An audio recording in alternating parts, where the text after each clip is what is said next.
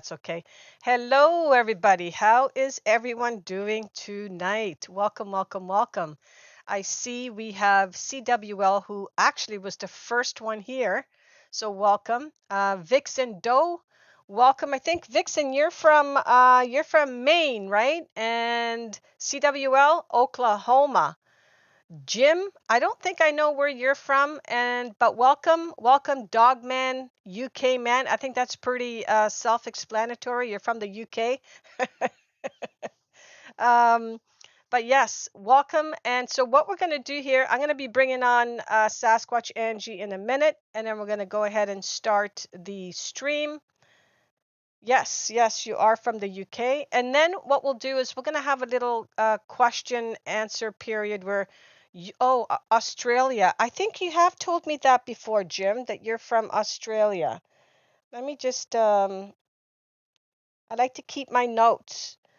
Um, yeah, so then we're going to carry on and you guys can ask some questions to Angie and then, Angie will answer them for you. So why don't we go ahead right now and we'll bring her in. So let's make sure this is going to switch over. Boom, here we go. All right, so welcome, Sasquatch Angie. Is it okay that I call you Angie? Okay, all right. So I know probably on this forum or your other forum, that's what you use is Sasquatch Angie. But the other thing I'd like to say is thank you so much for agreeing to join us today for this interview. It is much appreciated. Some folks are saying hi to you in the chat. We have Dogman UK Man is saying hello. But why don't we get into your very, very interesting story? I have a lot of questions for you. And I, I'm sure most of everybody here has seen your two episodes that I put up. So I'm sure they're going to have a lot of questions later. But my first question to you is, I guess um, the first story that I read, I guess I'm trying to understand from it all how long you were living in that particular home when everything started. Like, were you there for many years prior to noticing that you had some Sasquatch visitors hanging around?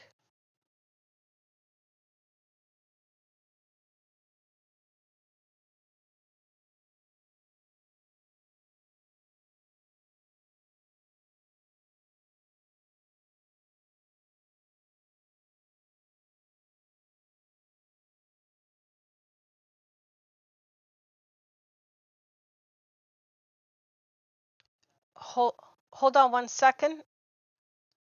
Sorry, they're saying they can't hear you. I guess I didn't unmute you. Oh, Okay, I see what I did. I'm sorry, I unmuted something else. So, do you mind starting again from my question there to how sure. long you lived there? Yeah, I lived here about 17 years before I noticed any Sasquatch activity.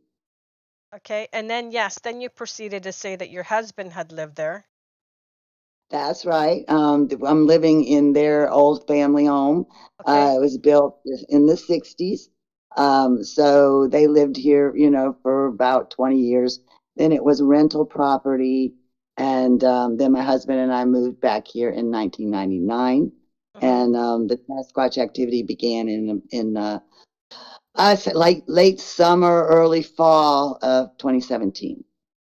Okay, okay.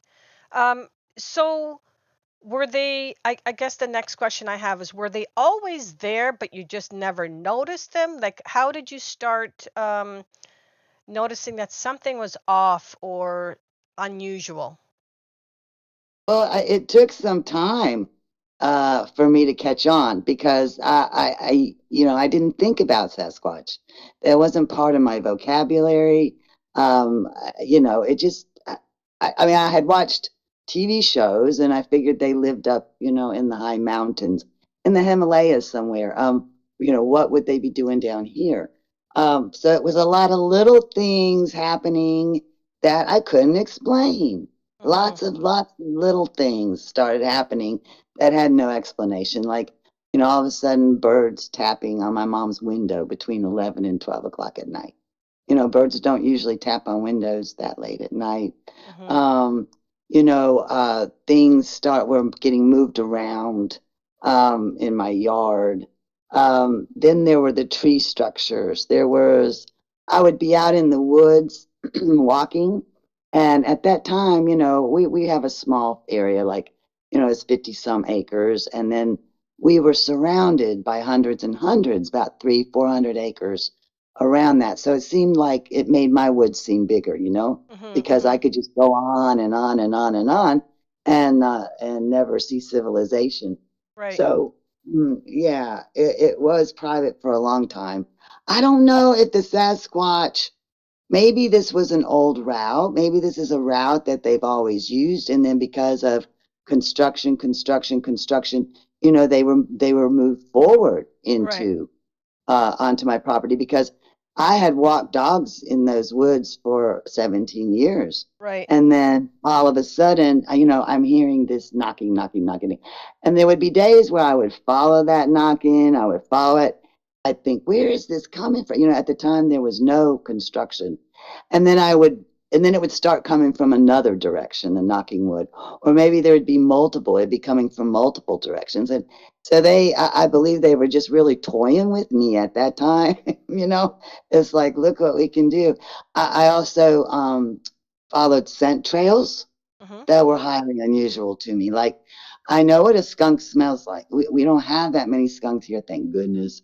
But I do know what a skunk smells like, and that smell just stays forever. You can't get rid of it. Mhm. Um, the Sasquatch, the smell, the scent trails I was following were musky, kind of like that, but not as repulsive, and it would dissipate in the air. It wouldn't stay in the air for a long time, unless they used their body oils or something like that.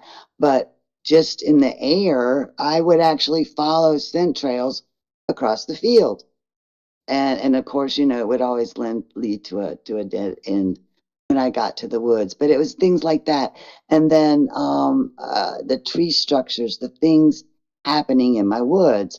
If it was, I only went into those woods once a year, maybe I wouldn't notice.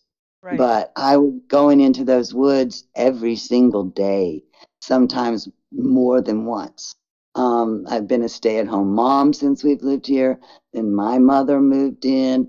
I have aging in-laws, so I became sort of like the home care person, and so the woods were my respite. That's where I would spend most of my time when I had the time to spend, and of Right. course with my dogs as well. So I would notice things. I would notice when trees would come down all of a sudden overnight. I Mhm. would notice when logs that were on the ground that I used to sit upon were all of a sudden leaning up against a tree. And this would happen overnight. These things happened overnight. These just really unexplainable uh, structures and just manipulations of the trees and branches, and then they started blocking my path, kind of. Of course, I didn't catch on. I wasn't Like a catching on. log or Right, yeah, something right. like okay. Gosh. So Hmm. you said that you started noticing the tree structure. So you're saying that they weren't there before, or you just started noticing them at some point that I'm they pretty sure. I'm pretty sure that they they weren't there before. I'm sure I would have noticed them sometime in that 17 years. I'm sure. yeah. But then, there are older things. Then, once I started, seeing and noticing the signs of the Sasquatch, Mhm. I could see where older bends had been made, Right. you know, that were much older, that had been there a long time. Or like they have a way of, like, when they fall a tree, a slender tree, Mhm. they can kind of like weave it in and out of other trees Yep. that very rarely falls naturally. Exactly. And so there's old structures like that. Okay. Now, I guess Why do you think that they started to show you all of these things? Like, did you ever have any other experiences besides these? Like, have you ever had any paranormal experience or anything else that would be sort of odd? Well, I I don't think so. I mean, I've always felt a close connection to spiritual world. I've Hmm. never doubted the Okay. spiritual world.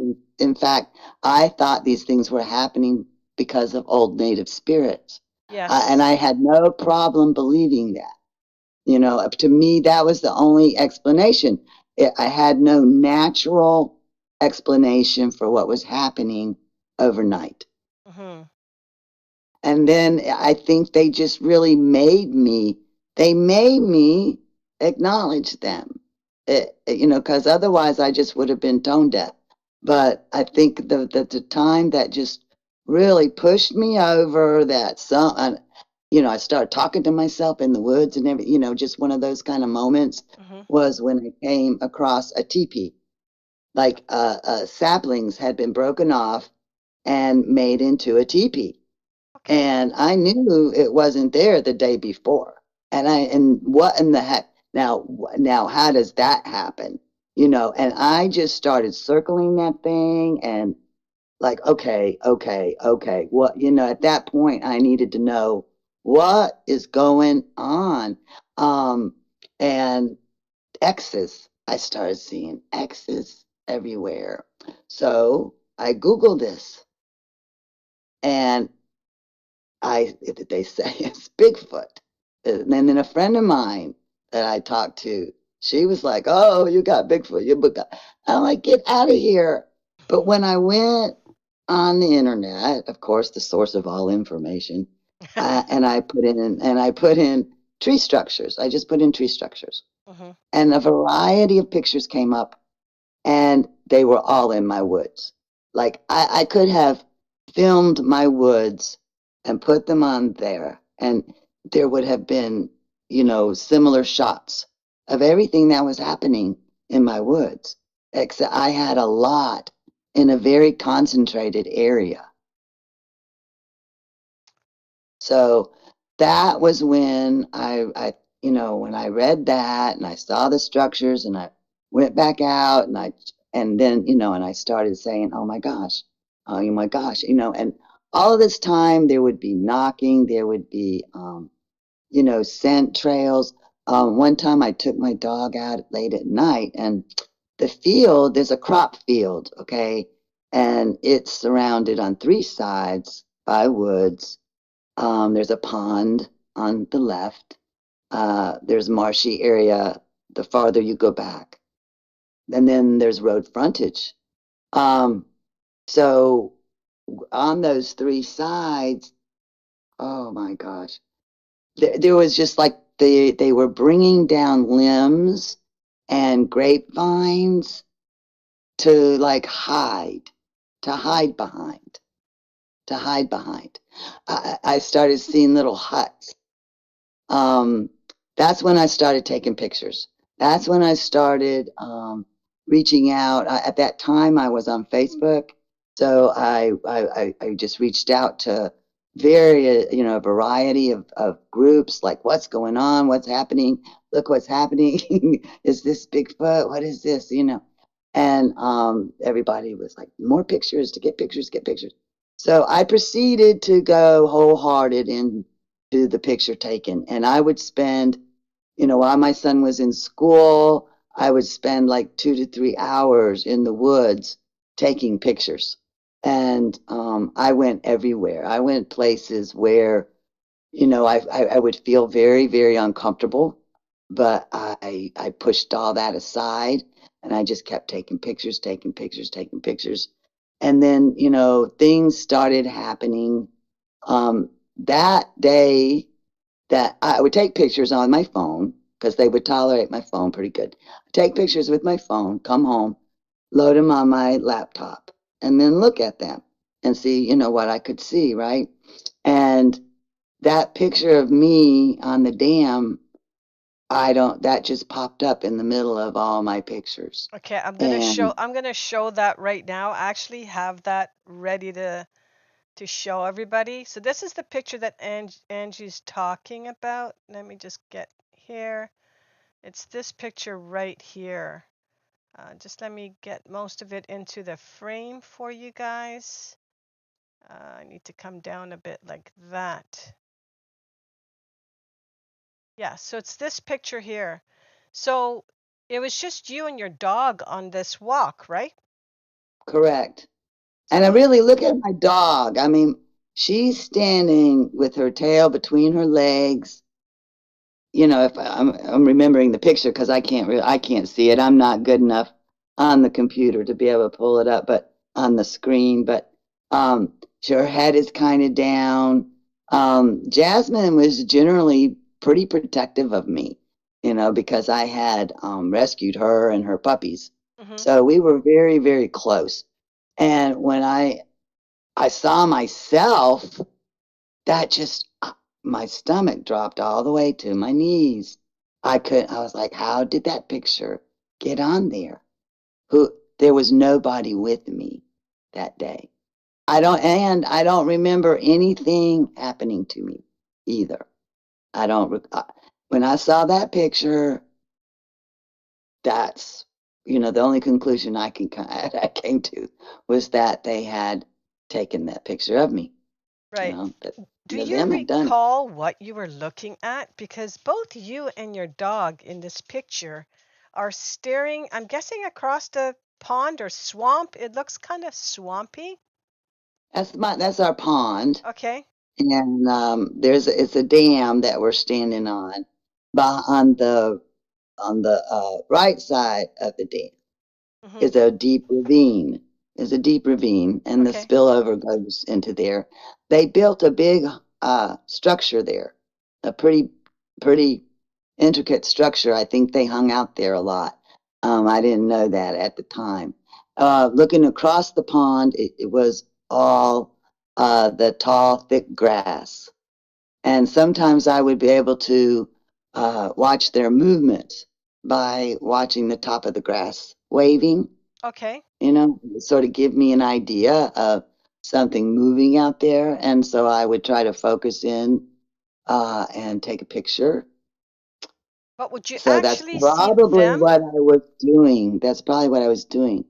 At that point, no, they weren't actually showing themselves, but Okay. I was seeing like shadow. I would see darting movement. Okay. I would see their black form, um, and like side movement. Like you see something, you feel like something darted past you, and you turn your head to look. That kind of thing. But at that point, no, I hadn't seen them straight on. Okay. Someone is saying that they can see, hold on a second, that they can see a, oops, go bigger. Oops, no, I went too big. Hold on one second. Close that, come back down here. That they can see something in this picture. I'm going to go ahead and just enlarge this a little bit more. The only way Okay. I know how. And Okay, you're better than me. that is by messing with OBS itself, just so that they can see there. So they're seeing me mucking around with this. Okay, let me freeze this now. So who is it? Larry Hart says, open the picture up, center left. There's a Sasquatch in the area. I can believe that. They Center were all around me. left. I don't know what that is. That could be a leaf. I don't know. It's hard to tell. Uh, it is hard to tell. Can I just go bigger? Go bigger. Every time I go bigger, it switches to a different picture. Yeah, I can't really make this any more bigger than it actually is. Yeah, I'm not seeing it, but I'm not doubting that there could be something there. Let's see, was there any unusual smells as you were taking the picture? Okay, but No, Hector, she didn't no, take this picture. That's no. the I didn't. that's the And I weird part. also, right, and I also want you to notice that it's taken higher than me. Good point. Way higher than you. Taken way higher than me. Like it's the angle is down. Right. Yeah. So something, let's say about 8 to 9 feet. How tall are you? I'm 5'2.5". Okay, so something between 7 to 8 feet tall took this picture of you. Yeah, exactly, Dogman.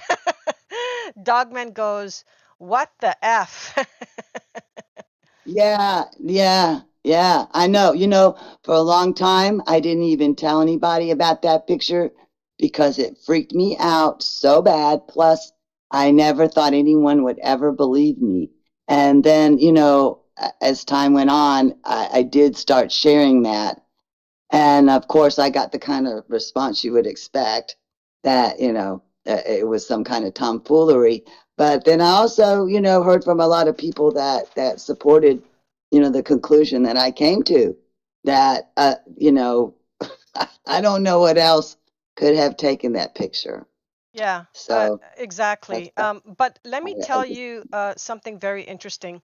When I was doing, because I think this was part of your second episode where I showed a couple of your pictures, when I mhm, was gathering that information, yeah. another picture that you took on the Living Sasquatch site. Oh, by the way, guys, just before I forget, Angie has a site on reddit.com that she's created called Living Sasquatch, and there is where she's posted the pictures of her that she's taken, and other folks has sort of left their encounters, and they've had conversations on what's going on between all these different people and just asking questions. So if you guys care to go on to that, let me see if I can grab this.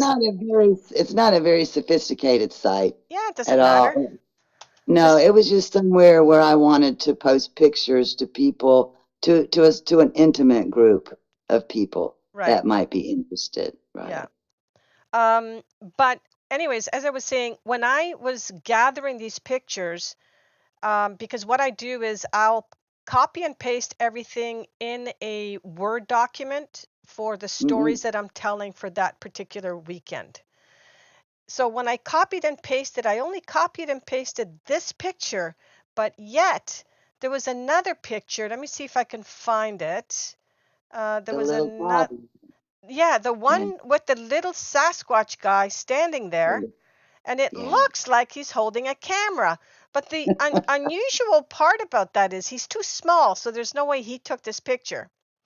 No, that picture wasn't taken in the same location or at the same time either. Yeah, so that was, I Um, found that really weird. It actually sort of creeped me out yeah, because that I is. I didn't take I didn't copy that. All I copied was this picture. So I'm not sure why Wow. that picture appeared. But yeah, very, very unusual to say the least. Um, Mm. so it's at this point when you started taking the pictures that everything sort of went to hell, Yeah, right? everything went to pot from that.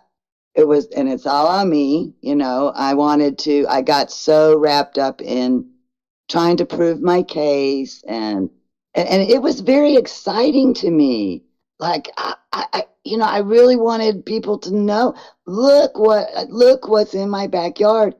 And I really had no idea that, because I had just joined social media myself, so I was a newbie in all regards, and I had no idea that so many people had had encounters already, and all Mm-hmm. this stuff was documented, and it kind of blew my mind. Like, well, all of this is going on in the world. Why aren't people talking? Why isn't it in the textbooks? What's going on? you know, Yeah, it was real baffling to me. yeah. But I got educated on all of that, and but anyway, I did get wrapped up in all of that, and I'm going to prove it. I'm going to get a picture. It's going to be easy. I can go out here and get a picture. And so I got very focused on that, and they tolerated me. They gave me little signs to quit that I ignored, and then one day it was a Sunday afternoon, and it was dusk, and I decided to go down in the swamp, behind my house, because they were very, very active there, very, very active there. And so I decided to go in and just take some panorama pictures that I could come back in and study. And so I went out there and started snapping pictures, and and that's when that was my first encounter, and it wasn't a very good one. I mean, I got threatened within an inch of my life. I really thought I was going to die right then. I just froze in terror. He had come up on my left side. I had heard a crunch and a snort, but I decided it was a deer. It's interesting that through all of this, I really, I think what really was happening to me is I let my ego take over my common sense. So many times my instinct was to leave an area or to stop doing what I was doing, and I ignored it. I stuffed it. I convinced myself that I was just being paranoid, that I don't think right, that my thinking was off, and I needed to go forward and take pictures. I needed pictures. I needed pictures. And, you know, um, yeah, so I had heard a crunch and a snort, and I didn't even look. I just told myself, oh, it's a deer. And then I heard another crunch, and it was right on me, and then it was just this huge inhale that seemed to last forever, but the horror was the exhale. The exhale was like a locomotive had pulled up beside me. That's the only way. I mean, I don't even think that I'm exaggerating. And it went on for so long, and I was looking to the right. It was on my left. I had my right arm out with my phone extended, to take pictures, and I just froze. I just froze. I I was just waiting, you know. My brain actually said, well, this is it. This is it. And as I stood there, I don't know how long it was, but all of a sudden my brain started working again, and it's like, move, just move, move. And so I just slowly, with my extended arm, started turning in that direction, and left the swamp, made it back to my house, and then that's when everything went to hell from that point forward. I had really insulted them. I had really, from their perspective, and I understand this now too, how I had hunted them. I had intruded upon them. I had disrespected them, and treated them less than. And they they they snapped, and they turned the tables on me, and I became the prey. Um, it was just like for instance, the very next morning, I couldn't even speak. Okay, I didn't tell anybody what happened to me. I couldn't talk. When I would try to speak, my voice would just shake. Um, the next morning, I have three dogs, and so the basement door, I go around the house to let them out in the basement. And so when I went out the back door, which is into a carport, that's open. There's not a door on the carport, but there's three stairs that come out my back door into the carport. And I had laid a cigarette butt down on the ground when I entered the swamp, that day. And of course, I didn't stop to pick it up on my way back out like I usually did. But that morning, that cigarette butt was laying on the back step. And that was when I said, okay, now they're in my car. They're not afraid to come to my house. They're not afraid to come to my door. And then I came out of my carport and turned into my backyard. And the swamp is back there, and they started knocking real hard, real fast, real fast, like, and that just, and I knew that was a war cry. It was like, here she is, and they were right there, and but what could I do? And so I let my dogs out, and I went the long way around up into the field. I stayed away from the swamp, and we just stayed in the field. I was afraid to go into the woods, and but at this point it's fall, and I can see into the woods. The leaves are off the trees, and so I can see. I mean, they're there. They're. I can see their silhouettes, and I'm surrounded. And there were days, my dogs didn't try to go into the woods either, but we had to go outside. I had to, do some sniffing and take care of business. And so that's what we did. And there were days where I actually carried a weapon with me because I didn't know, if I got too deep in the field away from the road, I tried to stay in view of the road. I didn't know how bold they would be. They definitely were being very aggressive towards me. They would whistle, when I would get up to the field. They would whistle this whistle that would just make your blood stop. It was so shrill and loud, and you could just imagine the size of the lungs, the size of the lips that would make a sound like that. And they would everywhere I went in town. They would be there at What do you mean? night. What do you mean they would be there? Everywhere. I couldn't go anywhere in town that they weren't there, that they didn't let me know, that they would throw things at my car Oh or wow. some, Okay. they would just give me some kind of sign that, yeah, we see you, we know where you are.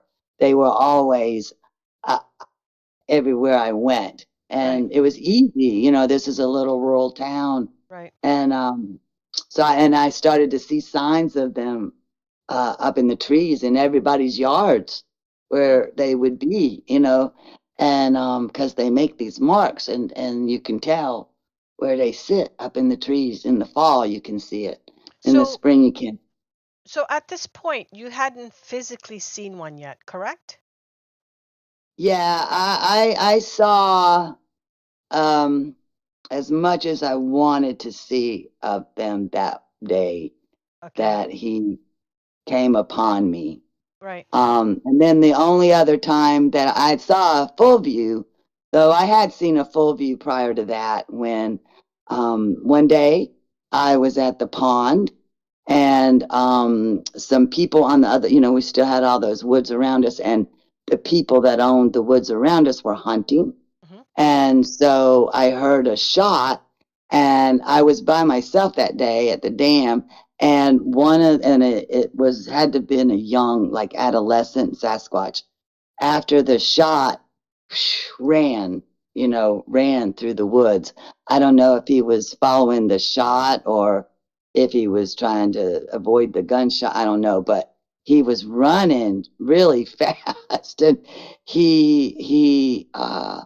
their bodies, when they're that age, they look so disproportioned and like they would be so clumsy, and Hmm.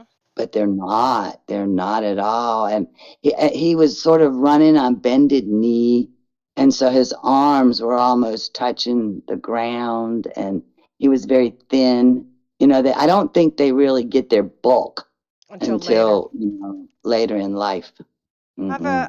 I'm showing the picture of I guess you were setting up your cameras. You're standing on your deck. Um, Yeah, somebody had asked me, and I guess that was that was kind of a little thing that someone had asked me about this time. Didn't I? Did I take pictures during this time? Uh, because they were like attacking my, house at night and approaching my house at night and doing things, pulling wires and stuff. So I put spotlights everywhere. I put them on my roof. I put them on my deck. I put them all around the house.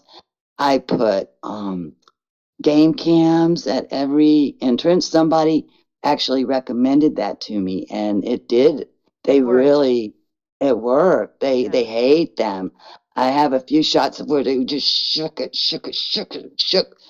I had one on a guardrail and near the basement door, and they just shook it. They shook it. They shook it. I Right. guess trying to get it loose. But they really, I had probably a dozen game cams set up all Hmm. around my house, and I never got a single picture of a Sasquatch. Well, you got something in your neck shot. I don't know if you've noticed. You have What? the second shot that you have, there is something or someone, I don't know, down by your deck. Is that it's just a deck, a picture of just the deck? Yeah, No, I'm not on it. it's picture number 2. You're not on it. Right, right, Um, the right. the umbrella, Yeah, it's at night. Yeah, the umbrella's yeah. closed. I can see one of your spotlights, but then there's something in the, what would you say, the right hand middle side, but on the opposite side of your railing. Hmm. I can't tell if Yeah, it's I a know what you're talking person about. or if it's one of them, but it appears to be all white. But if this is a black and white um, cam and it's nighttime, that's probably why it's showing white. I'm not sure exactly what it is, but there is something there. Okay. Um, I see what you're I, saying. I don't.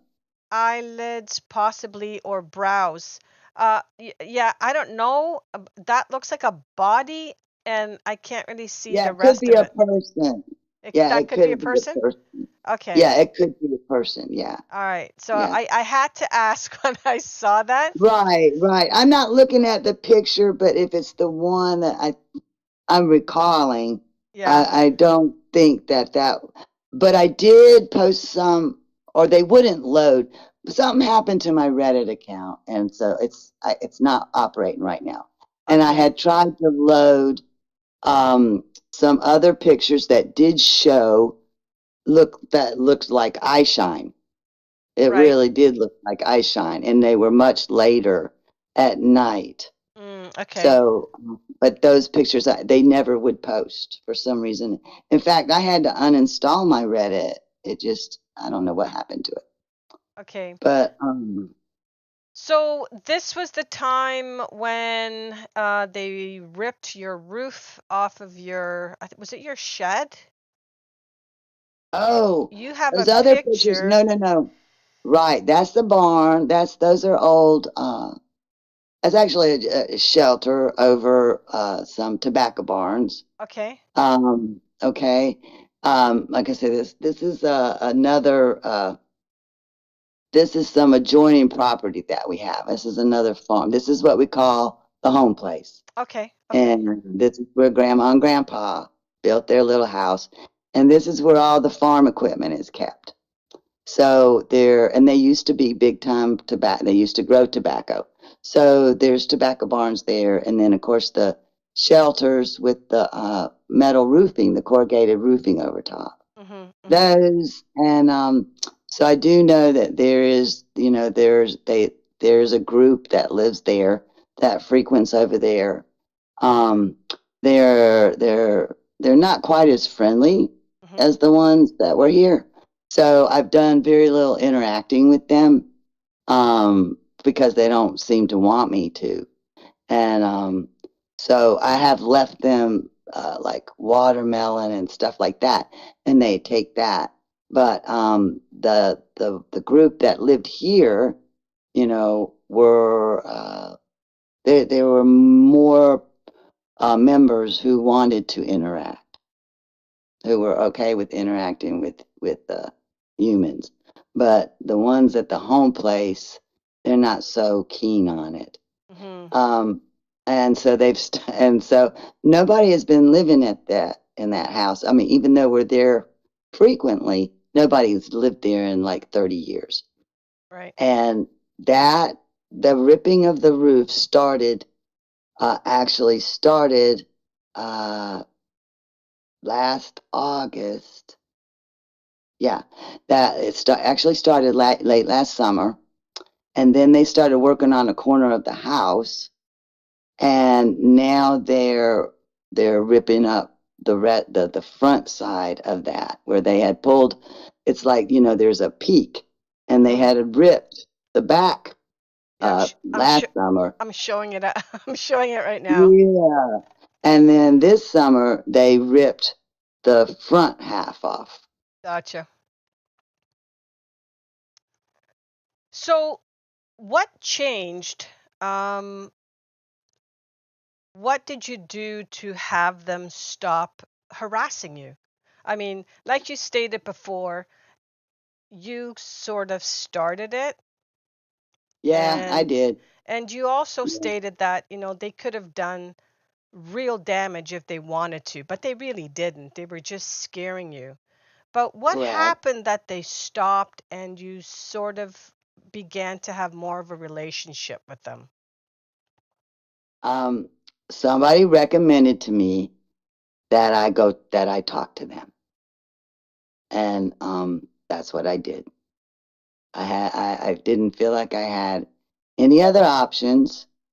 I'm not a violent person. I wasn't gonna go out shooting or any of that kind of stuff. A lot of people recommended that, and I didn't see a cause for that. Even though there were nights that I did sit up with my shotgun, but that was for self-defense.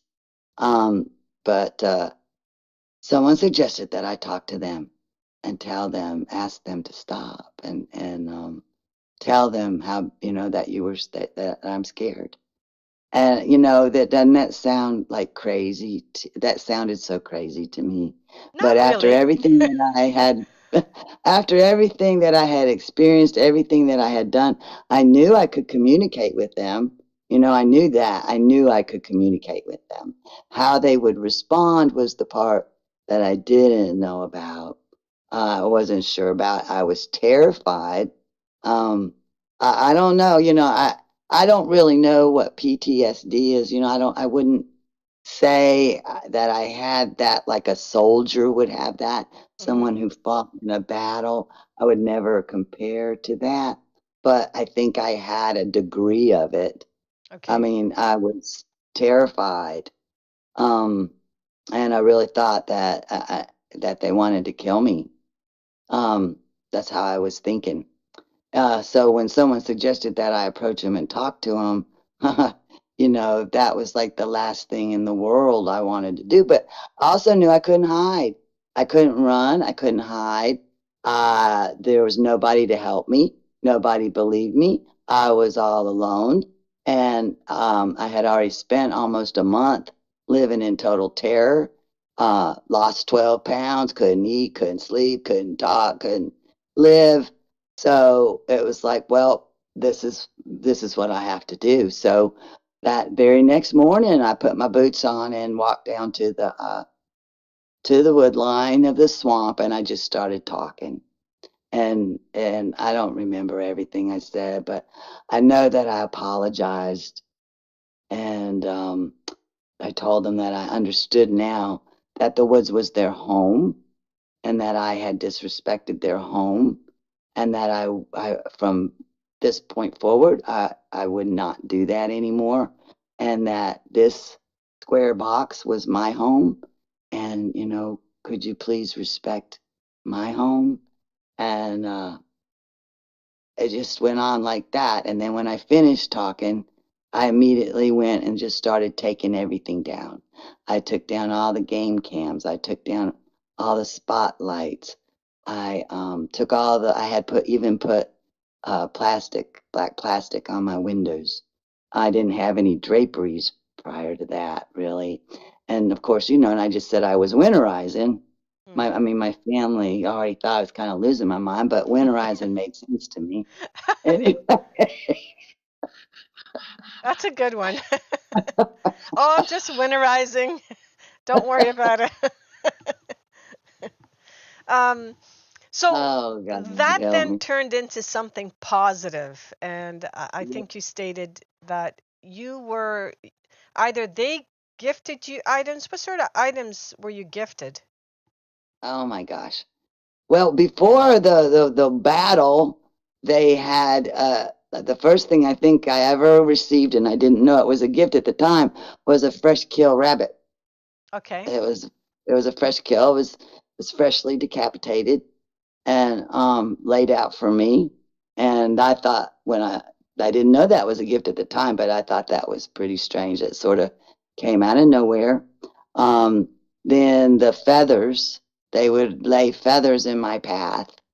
Like I would go down the path and then turn around and come back up the path, and there the feather would be. And beautiful feathers. I have turkey feathers and hawk feathers and owl feathers, and I have hundreds of feathers. And then they noticed that I look for arrowheads in the field when there's no crop in the field.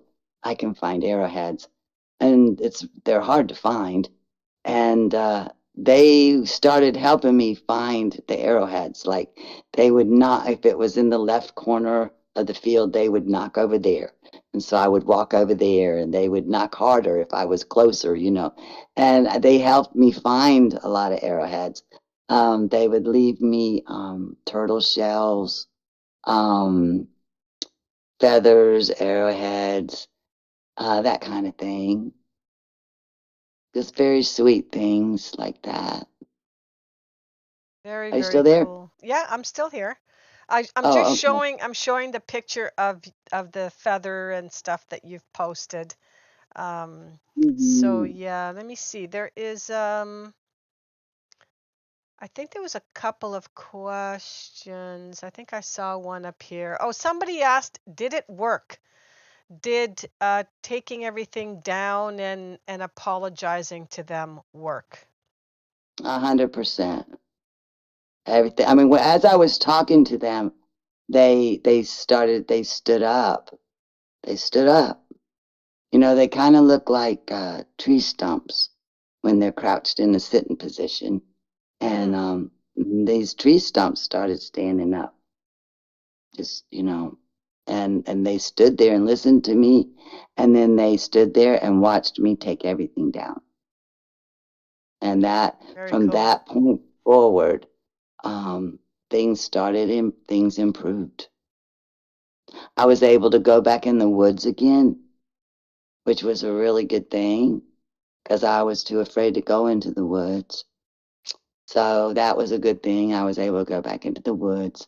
Um, my dogs were able to go back into the woods, and life returned. It was just peaceful. It was just peaceful. And I had friends. I Yes. started making friends. Mm, Pine yeah, cone and ladybug? yeah. Yeah, so why don't Pine you tell cone. us about pine cone and ladybug? Well, I believe they were brother and sister. Okay. They were adolescent. Pinecone was a male, and he was just full of himself. And, he was just like a 16-year-old boy would be, just like, because I raised a boy. So I know how them 16, 17-year-old boys are. Hmm. And he would be very cocky. And, but the reason I named him Pinecone is because, I would sit down in my carport sometimes and drink my coffee or whatever, or just be sitting outside, just thinking, enjoying the silence. And then he would just wham, he would just throw a pine cone on the concrete so hard that it would just explode.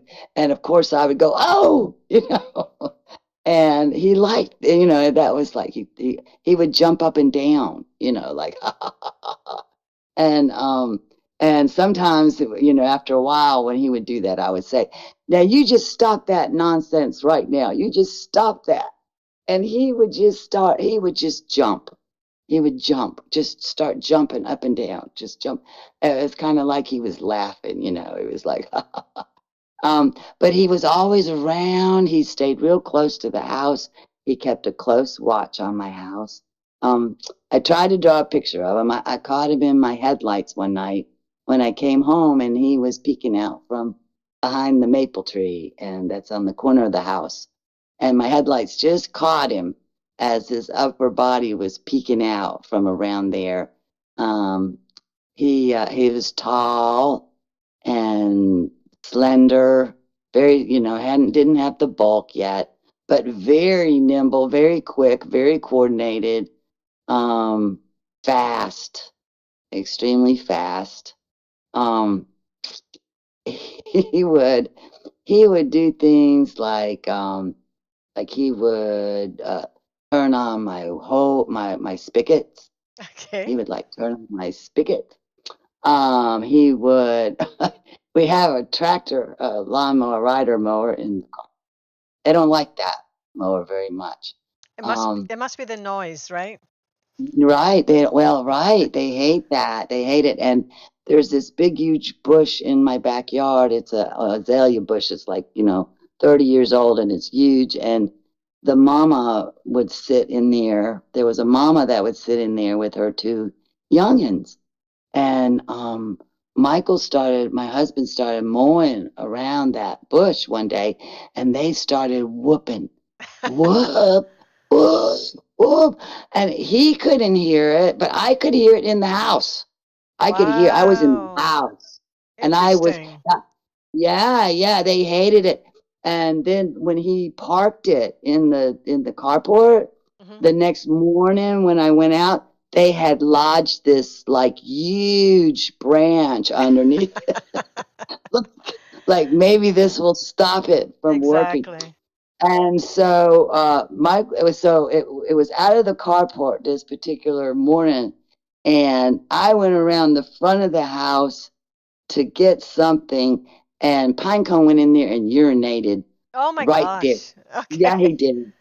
Yeah, he Oh did. man. And I know it was him because, okay, I know people are like, no, that didn't happen. Yeah, it really did because, we have like you put down absorbent, Hmm. like sand absorbent to absorb the oil Yep. from getting on the floor of the concrete, right?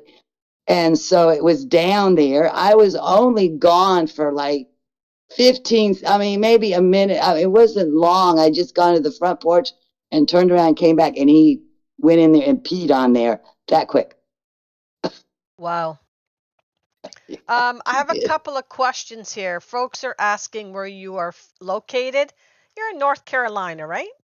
Yeah, I am. I'm in North Carolina, central North Carolina. Okay. And then another question here is they're curious what your thoughts on Sasquatch. Are they wild men or ape lineage? They're people. Hmm. That's my own personal opinion. Yeah, And mine as well. there, yeah, I mean, there's lots of people out there that have spent years and years and years researching this stuff and have know a lot more than I do. And they make all of these, and they can make all these scientific connections to the giganticus ape and Hmm. all this kind of stuff. But I'm just going to stick with my gut and the way that I feel about them and the way that they interacted with me and what I observed, that they are a people. They're highly, highly intelligent. They're highly organized. It seems that they have designated duties. Hmm. There's things they get done. Everybody has a job, has a place. Um, I do think that I did pick up around here. I think the Sasquatch here. I think they were more paternal. I think it was a male dominated group. Right. I don't know. There may be female dominated groups out Groups there as well. somewhere, but Hmm. right. But here, I believe it was patriarchal. Right. So then But I was the clan that was near you, you think that they were like an intact family, like a mother, a father, kids, and then more kids, like more younger ones? I think there were groups of families. Okay, okay. So not just one large family, but No, several families. Now yeah, several small families. Yeah, you mentioned that the majority of the families around you were black in color, like they had black hair, etc. that's right. But there was one red one. Do you want to talk Yeah. about the red guy? Yeah, yeah. He was different from all the rest. Very different. How? He was red. His hair was long. Like the others, their hair was black and covered their body. It was short hair. It didn't flow anywhere. It just covered their bodies. The red one, like it flowed off of his arm and off of his back. It was longer on the head. His facial features Hmm. were more chiseled.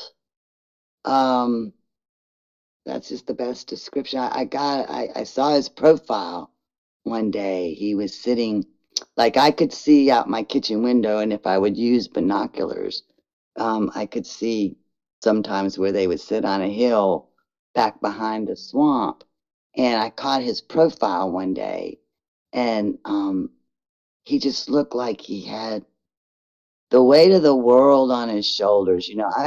With his position and the way that he was just he was bigger than the others.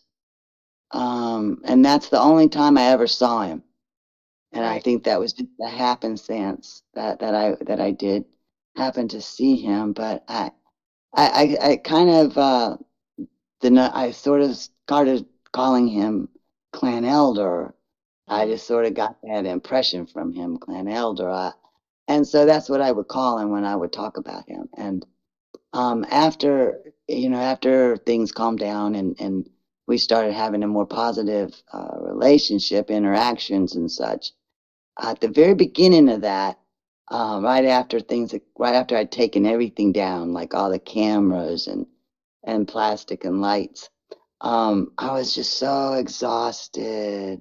But it was like because it was over, and I remember laying down on the couch and under the windows there, and just feeling like every muscle, every bone just melted into the couch. I just felt like I can finally go to sleep. Sleep. I can sleep. I can go to sleep. And I felt so calm, and I went to sleep. And then the next thing I knew, I was like above the trees, and Clan Elder was there.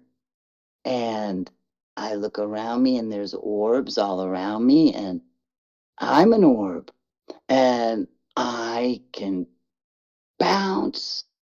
I'm so free. I'm so happy. Joy. Oh, joy, joy, joy. And I could feel everything. And oh, it was like just thinking I could just bounce. I could just move. And I was so free. There was nothing earthly that connected me. I was connected to life, to energy, and then Clan Elder started speaking to me, and his voice was real deep, and it resonated, and the other orbs left when he started speaking to me, but I couldn't stop bouncing. I tried so hard.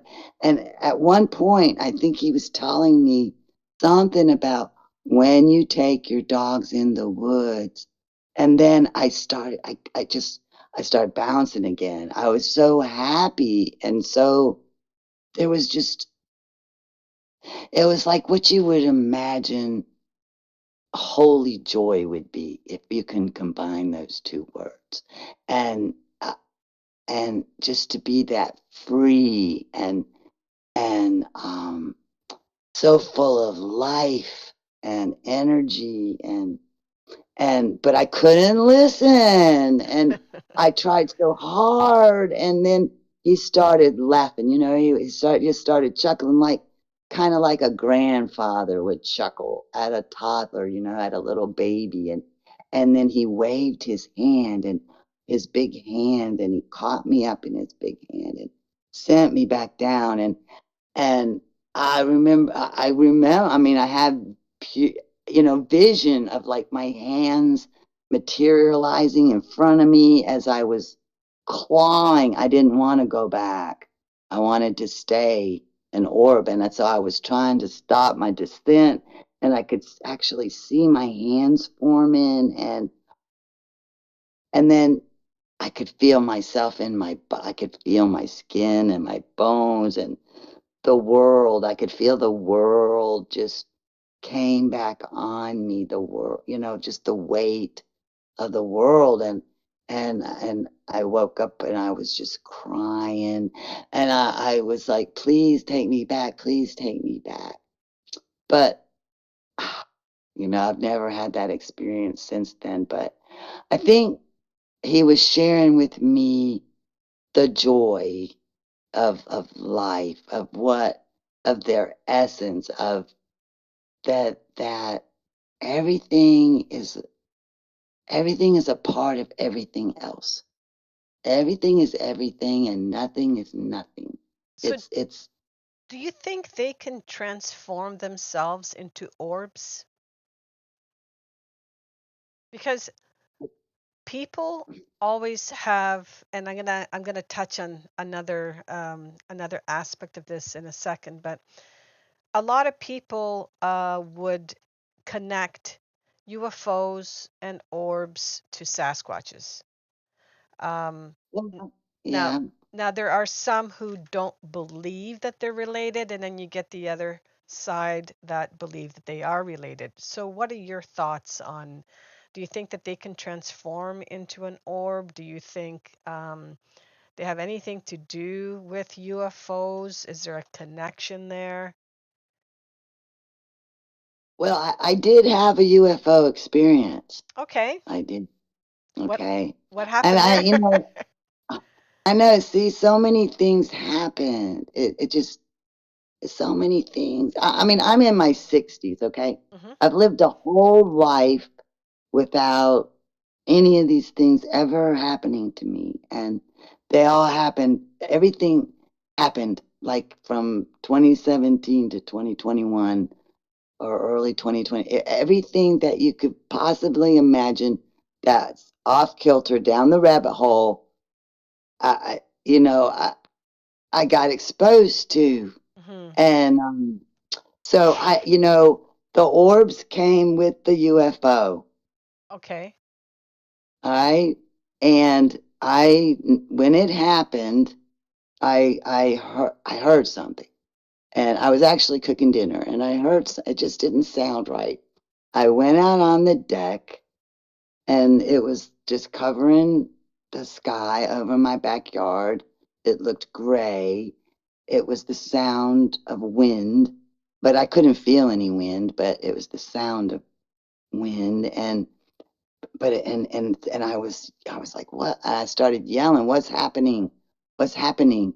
And they had knocked a tree down. The Sasquatch had knocked a tree down into my backyard from the swamp. Okay. So it made like a little tunnel to go under like they could sneak around the edge of the swamp and like go under that tree, and be hidden by bushes. They started coming out of the swamp and going under that tree. And right before they would go under that tree, they would just turn around and look at me. And all I could really see were glowing eyes. Was the glowing eyes. It's like one would come out of the woods, turn and look at me, and then go under the tree. Come out of the woods, turn and look at me, go under the tree. And it was those glowing eyes. And I felt like this, that they were running from the UFO. I don't, I really don't know what was happening. But then it started leaving and it started going across the field. And so I started following it. Well, I ran back in the house and got my phone at one point to try to take pictures. And I started following it across the field. And I've got my slippers on and it's getting dark. And here I am running across the field and trying to take a picture. And I took pictures, but I mean it didn't show up very well, and then I just lost it. And now I'm over on the side of the field in the dark. Now I don't have any battery in my phone, Oh my and gosh. so I turn around and the trees start crashing. I'm near the pine stand. That's where we planted a bunch of pine trees about 20 years ago. And so I call that our pine stand. And they love it in there. They spend a lot of time in there. And I heard trees crashing in there. So I realized, I'm not a welcome visitor at this point. So I start going across the field and I'm mostly looking down because I don't want to trip. It's dark. I can't really see. And I look out across the field in the tree line and there were 3 or 4 orbs sitting in the trees. They were just sitting in the trees and they were big orbs, Mm. just bright white lights. And I felt like I felt like they were smiling at me. That's a crazy thing to say, isn't it? No, not But really. but because at this point I was just hands up in the air, like, okay, what else is going to happen tonight?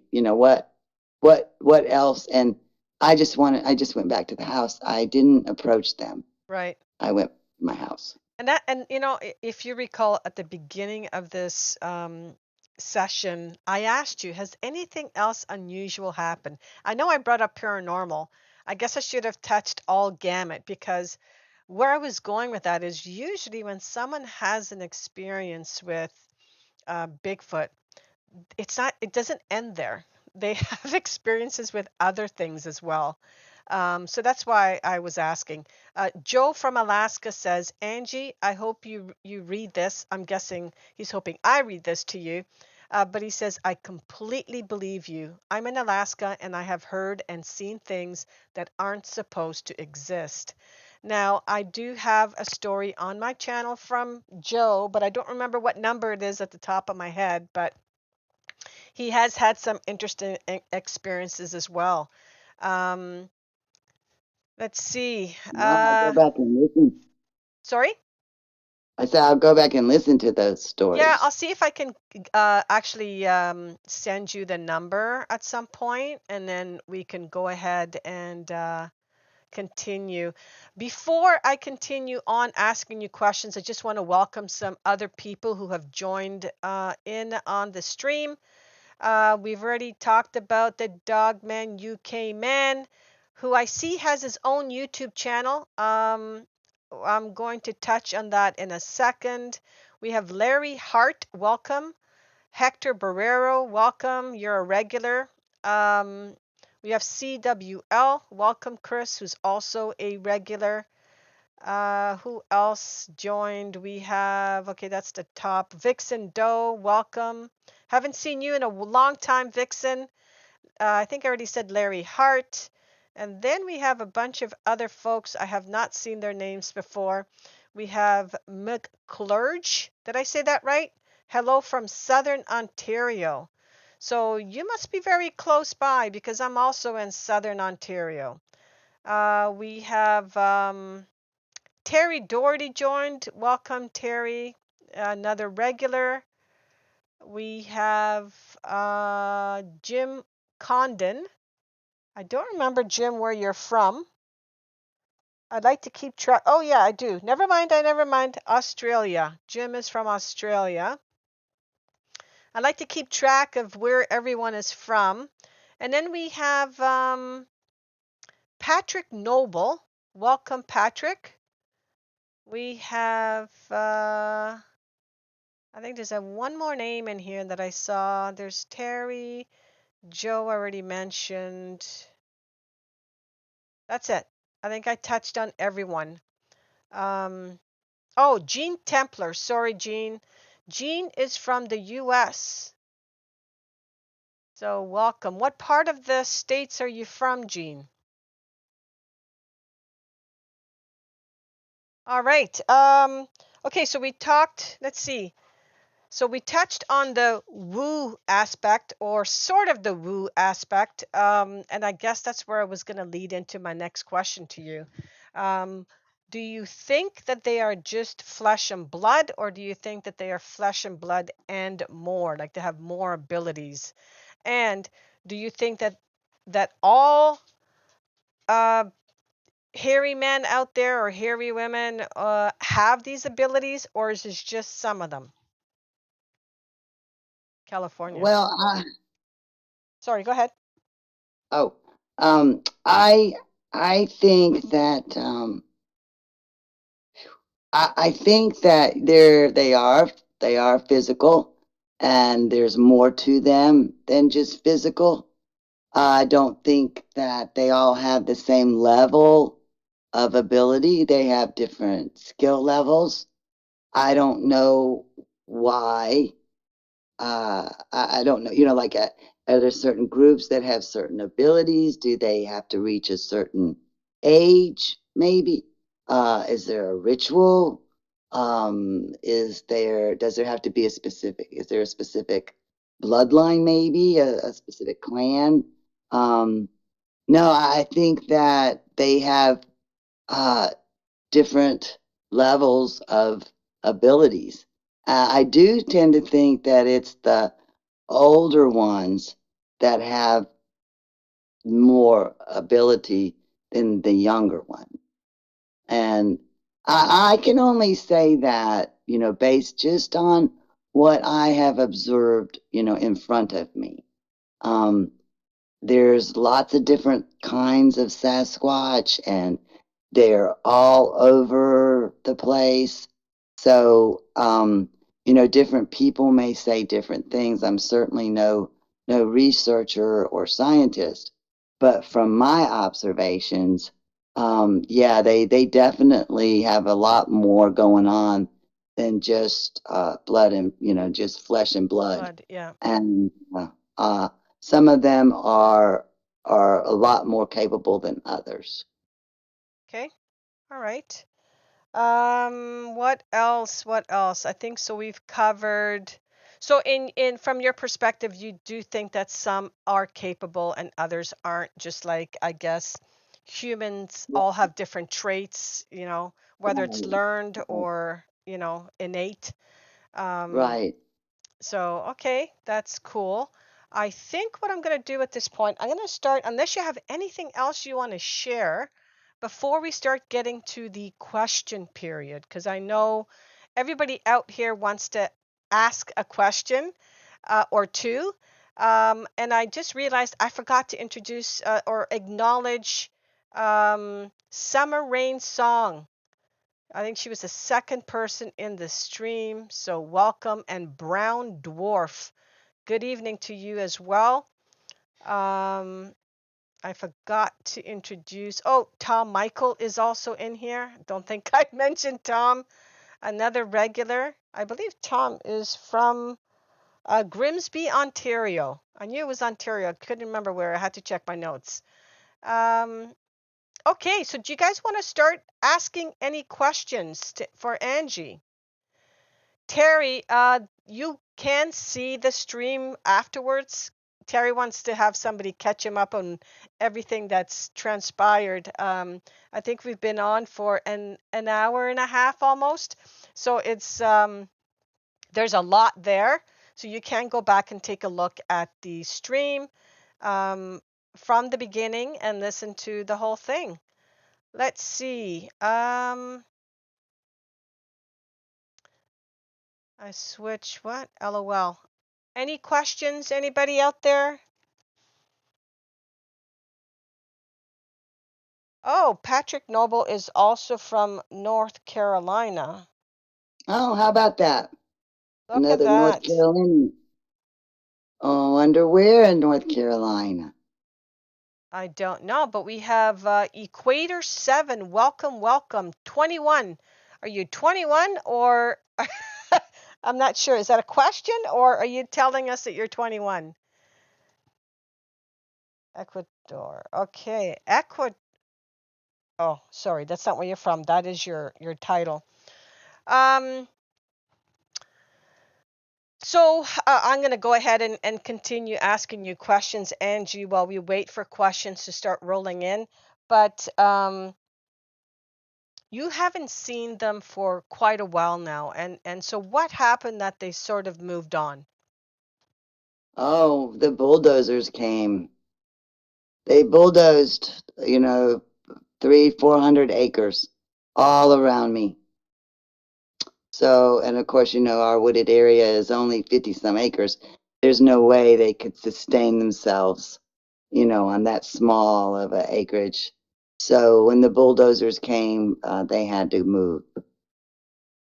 Okay, yeah. So you Yeah. haven't seen the normal clan that started hanging around you, right? No, I haven't. So No, I they haven't. but you have seen other ones sort of passing through, you said. Oh, yeah. Yes, definitely. It's still an active area, but not as a site, just Right. as a place for them to pass through and maybe rest. Because there's plenty of stuff to eat here, and so they could stay for a couple days and maybe longer, not much longer than that, have plenty to eat and plenty of place still to hide and then move on. But they can't. There's not enough wooded area for them to live here anymore. Cool, cool. I just want to just make a comment here. McClurge, thank you for subbing. You said you subbed a few years back. Thanks. And thank you for catching this live stream. It's great having you here. Um, let's see. I just want to make sure I'm not missing out on anything. Joe has a question. I have seen about 2 or 3 feet tall, black cloaked, big eyed things. Do you think that they are little people? Have you seen any little people, Angie? No, I've never seen any little people. I've heard a lot of people talk about them, but no, I've never seen one myself. I don't doubt that they exist, though. Yeah, I have not seen any little people either, although I have read a lot about little people. It's Yes. interesting that you say here, Joe, that they're cloaked because most of the little people I've read about, they look like little elves, like little um in Holland they call them kabultures. Is that how they say it? You know those little statues you see on people's what do you call those guys? Elves, right? Gnomes, Gnomes, gnomes, gnomes. They look like little gnomes. gnomes. Yes. That's the word I'm looking for. Little gnomes. Terry wants to know why did they bulldoze? They sold the property and they build houses. They build houses all around me. So they had to leave. Hector Barrero asked, Angie, have you ever noticed any problem with missing items on your property when these creatures are around? They took my broom. What would they be doing No, with your broom? I have no idea, but they took my broom. That's the only thing that I know. I have heard people say though that they will take things. Yes. But the only thing they've taken from me is my broom. Patrick Noble responded, he is from Belmont, North Carolina. Oh gosh, how about that? I know where Belmont is. Yeah. Jean asks, can you tell or feel when these things are around or had them mind speak? Yeah, we never touched on that. You did mention that in your story. Do you want to answer that question? Sure. Yeah, I do. I do feel them when they're near. And yeah, if they need to send, they need me to know something. It usually starts with a feeling. It usually starts with a feeling. Um, it's not. I can't really say that it's words, but it starts with a feeling, and usually it's very intense and requires attention. Like I know, okay, I need to go outside and see what's going on. Uh-huh. That's like what happened. I didn't know that the property had sold around me. And so when they came in and started bulldozing, I didn't know anything about it. Right. That that particular day, I was in my house, and then I got hit. So I mean, it just came across so strong that I mean, I actually doubled over. It was strong, strong anxiety. I knew there was something wrong. I went outside, and I then I could hear equipment, you know, the sound of engines, but above that, I could hear him banging, banging, banging, and they banged all day. They banged all day. It was a very sad day. Um, I went out into the woods and watched, and they also stood, you know, hidden, and we all stood and watched them destroy the forest together. It was a very sad day. You sound like you're getting a little emotional right now. Um, It was very emotional because yeah. I mean they really they were calling for me to help, you know what, and I couldn't do anything. There was Right. nothing I could. So would you say that that's like mind speak then? That because you Yes, said, yeah, okay, me, yes, yes. okay. Um, Hector Barrera asks, Angie, do these creatures speak to you in a certain language? Oh gosh, they have used all different forms of communication. Like I mentioned, the knocking, the scent. Hmm. They use the scenting as a form, and I've heard them chitter, chitter, chitter, chitter. You know, I've heard them. So, I've so, heard a chitter. so hold on. So you've heard them talk to each other. Well, the I was talking to Ladybug one night, and um, and she started chittering to me. She just Chittering. chitter. Yeah, she just started chittering to me. Chitter, chitter, chitter. I can't duplicate it. Okay. And then another time I heard they were having a squabble. I don't know who. There were a couple in my backyard. This was late at night, and they were having a squabble, and they were chittering in a squabble. You could tell that they were fighting. You know, they were arguing over something. And I heard one morning around 4 o'clock in the morning, I went outside, and two females were sitting under the deck, and they were having a musical conversation. They were talking in music. It was singing. It was so beautiful. Of course, you know, they stopped when I went outside, but they were singing. And then one other time, early in the morning, I heard them doing, it was unified humming. It was Hmm. humming. And it was like, I think they were mourning. I think they were grieving. I mean, it was very sad, and but it was very unified. They also click. They use clicking. Um, Okay. and then the only verbal, I would go around to different stations every morning. Good morning, good morning, good morning, because I sort of knew where they hung out.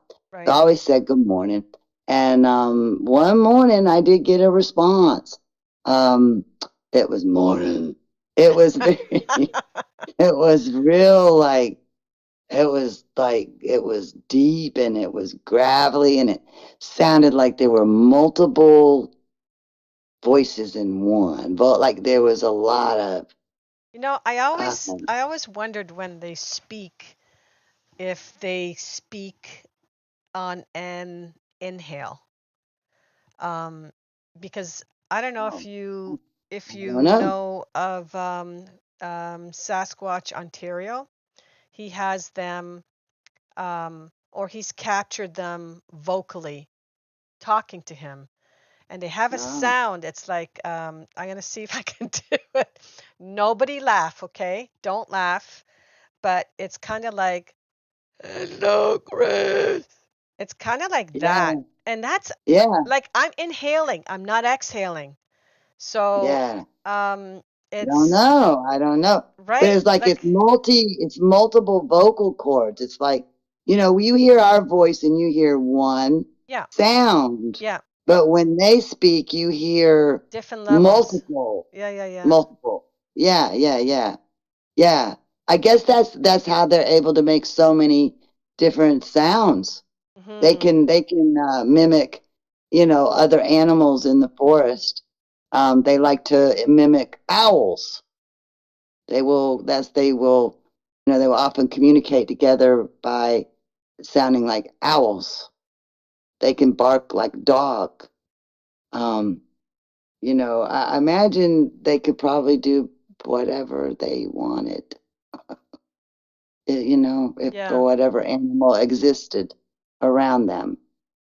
Yeah, but that's what I've heard, and that's what I've heard. I've heard singing and humming and chittering, whooping, um, the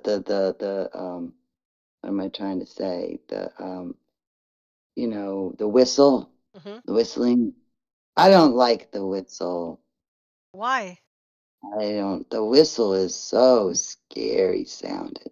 Really? It's so scary. It is What's the it? scariest sound. What sort of whistle is it? I- is it like a Oh, melody type of a whistle, or is it? no, it's like it was shrill. It's very Oh, shrill. so it's more like a I mean, screech then, not really a whistle. oh, no, it's a whistle. It's a very shrill, loud, like fingernails on a chalkboard kind of feeling Right. Okay. whistle. Ugh. All right. Welcome Equator 7 and welcome Pre-Fort It. I think I said that right, right?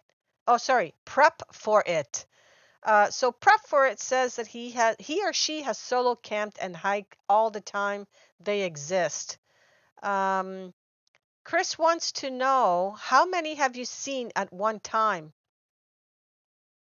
At one time, I would say about probably a dozen, maybe a dozen. Okay. Um, That's how many. I mean, they were so when during I call it the battle. Like if I was to break my story into chapters, that would be called the battle when I was, right, when all that was going on, and they would surround me when I would be in the field, right. and there would be at least a dozen, like Hmm. all around me. I would be surrounded. Yeah. Mm. Terry asks, is it always the same clan or different clans that come around now? It's different clans that come around now. They're just passing through. They're not clans. They're small family groups. Okay. It used to be a Mm, clan that existed there previously, but now they've right. moved on, and now it's just a family that would come Small through. family.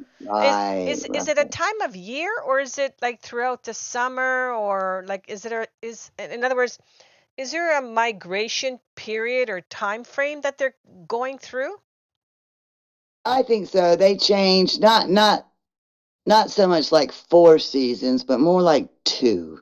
Like like like at this time of the year, they're moving. They're on the move this time of the year. North, Because south, east, Well, west? to where depending on where they are and Okay. what kind of food supply. Because here during the summer, they eat totally well. Besides the fish and the turtle, they Right. eat a lot of fish and turtle. There's so much vegetation, wild berries. I mean, just everything you could imagine. Onions, mushroom. There's so much for them to eat. And then Right. of course crops, people's crops and stuff. But but in the wintertime, they are mostly meat eaters. So they're going to follow the meat. Here we have a steady population of deer. So there's always plenty of deer here. So that's why they didn't move. When the clan was here, they Hello?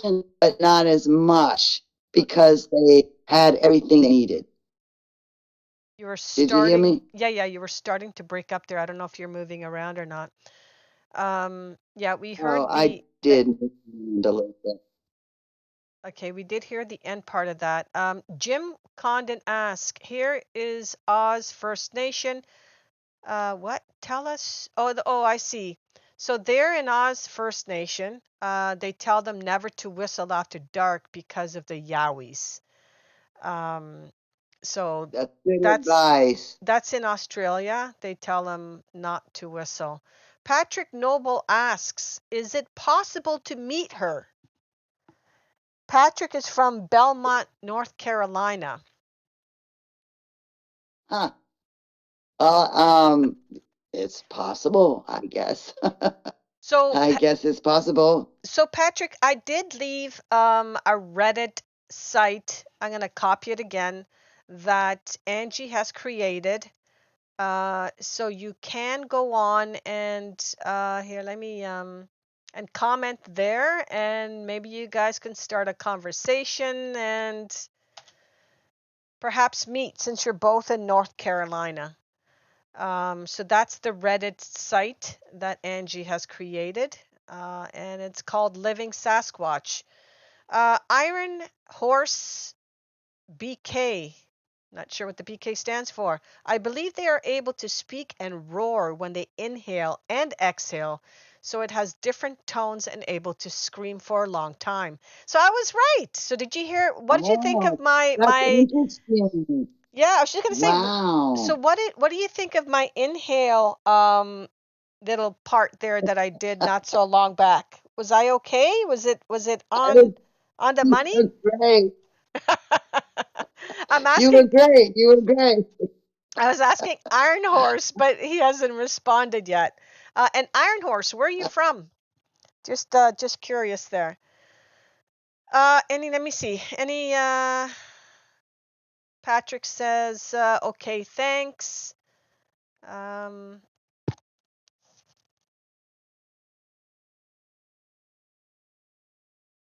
yeah, no, okay. I'm not seeing any other questions come in at the moment, but I guess I was pretty dead on with my thought that they would inhale when they speak.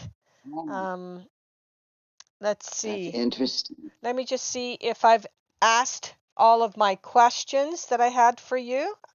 I think we've touched on just about everything. Seems like we have. Yeah, I think we have. Yeah. I'm going to give these guys a little bit more time to ask you any other questions, Angie, because I know it's going on to a few minutes to 10. And then I'll probably just stay on for another half an hour and just chat with the group here and tell them what is coming up. So, Iron Horse is from Wyoming, but in North Dakota the last 5 years. Good to know.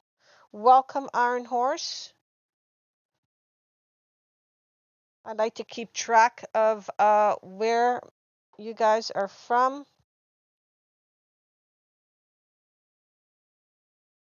I That wonder way, if Iron Horse has had any experiences or sightings. well, I There's probably some active areas up there.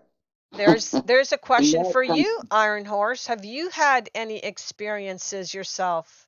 I would say yes, based on the fact that his response was that they are able to speak and roar when they inhale and exhale.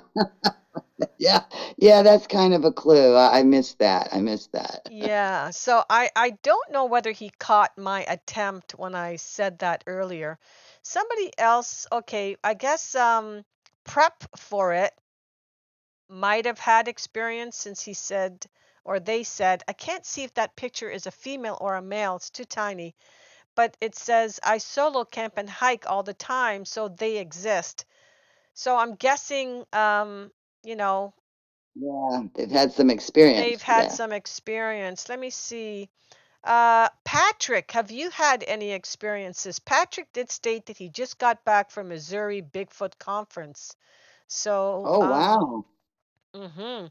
And CWL says that he's going to a Bigfoot conference next weekend. Where is that, CWL?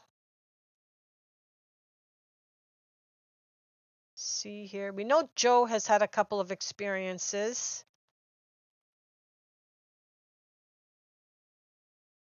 Just checking further up.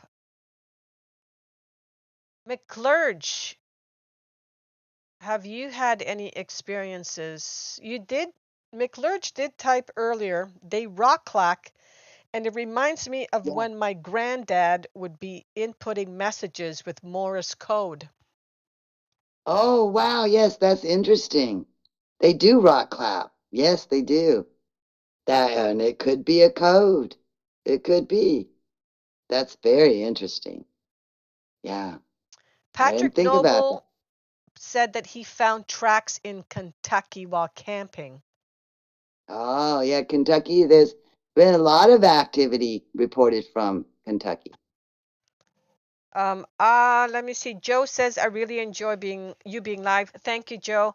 I have found a bunch of footprints as well, and I was telling Angie this the other day, and it's really funny. One of them was my first experience, which was an audible experience, with what I believe was a bunch of Sasquatches. But that day, it was May. I can't remember the year. It was May, so it was very muddy. Everything was still defrosting, and we had gone hiking at a place called Silver Creek, which is here in Ontario. And I wasn't the one that actually spotted it at first. And that particular day, I had a whole bunch of camera equipment because I used to always love hiking and taking film as I hike. So I have some films that I've gathered that I don't know what to do with. I don't know if I'm going to put it up on my channel. I don't think I'm going to put it up on this channel because this is more of a storytelling type of a channel, you know, talking about people's experiences. So I don't know if I'm going to open up a secondary one um, to just show my hiking experiences and my hiking footage. The only thing with that is it does take a lot of time to put this stuff together. And I think I was telling Angie about that the other day. But the first footprint was at Silver Creek, and it was my nephew's fiance at the time that actually spotted it. It was one footprint, but it was a partial footprint, and it was in the mud, and the rest of the foot was on slate because the area we were hiking in has a lot of Canadian shield. So only the part that was in the mud was there and captured perfectly. Foot splayed, big toe. So basically, like the top part of your foot. Um, and I said to Angie the other day, do you think I took a picture? No. I had all this camera equipment on me. I had a video camera. I had my phone, and I had an actual camera. And did I take a photo? No, not one. No. I don't know why. It's almost like they block you. It's like they and you don't even realize it until after the fact because after the fact you're kicking yourself going, "Why didn't I take a picture?" So that was one time. The other time I was hiking at Monocliff and it was during COVID. It was awful. Not the hiking part, but the fact that there was so many people on this trail. It didn't feel like you were on a trail anymore. So my friend and I decided, hey, let's veer off and take a less traveled road because everybody seemed to be on like one of the main sections. So we went to the right and it was a little bit more secluded and a little bit more up and down. And so we were coming down into this like dry bed creek, like it was just like rocks, like river stones type thing. And we were going to head up onto the other side. And on the hill going up, there was one footprint. Why one? I have no idea, but it was a perfect full footprint. It had to have been at least 12 inches long, and you can see the drag mark. Like you can see the front toes had splayed into the mud and like dug in, but then they must have slid because you can see it sliding down. Again, do you think I Wow. took a picture? No. I had No, cameras. I had cameras on me, and I did take video of like other sections of that trail when we were hiking it. And my friend had her camera. She has she takes like photography, like really like professional type pictures. So she had a massive lens and everything on her camera. Do you think either one of us took a picture of it? And again, I wasn't the one that spotted it. She spotted it. She goes, Vanka, take a look at that. Look at that. It's a footprint. And so it's like, I don't know. I don't know what it is. So I've seen two footprints and I've never taken a picture of one of them. So that yeah, is interesting. it That is is. interesting. It is very interesting. And the other Um, thing is, why is there only one? There's usually only only one. one. I don't get it. It's like they're teasing you and they want you to Yeah. see only one, and that's it. You don't Yes. get to see any more. Hmm. How about that? Iron Horse BK says yes. About five, including a face to face on a bend in a river when I was a teenager. I am now 65. Wow. Very My, interesting. yes. Like to hear more about that. Yes, Iron Horse. So I have a little channel called Ontario Cryptids, which you're on. If you email me your story, I will share it with everybody here. Prep for it says, yes, just outside of Yellowknife, I had a large creature, Sasquatch, steal my fish. I had on a stringer in a Oh, lake. wow. It definitely was not a bear. Funny, I had a story that I told that was very similar to that, where, who was it? Now I'm trying to remember who it was, where they had been fishing. I can't remember whose story that was. CWL was part of the Wyoming. Oh, CWL once is asking, what part of Wyoming are you from? And who are we speaking to here? I guess that's Iron Horse. Yes. So yeah, they're asking each other that question. Um, what else? What else?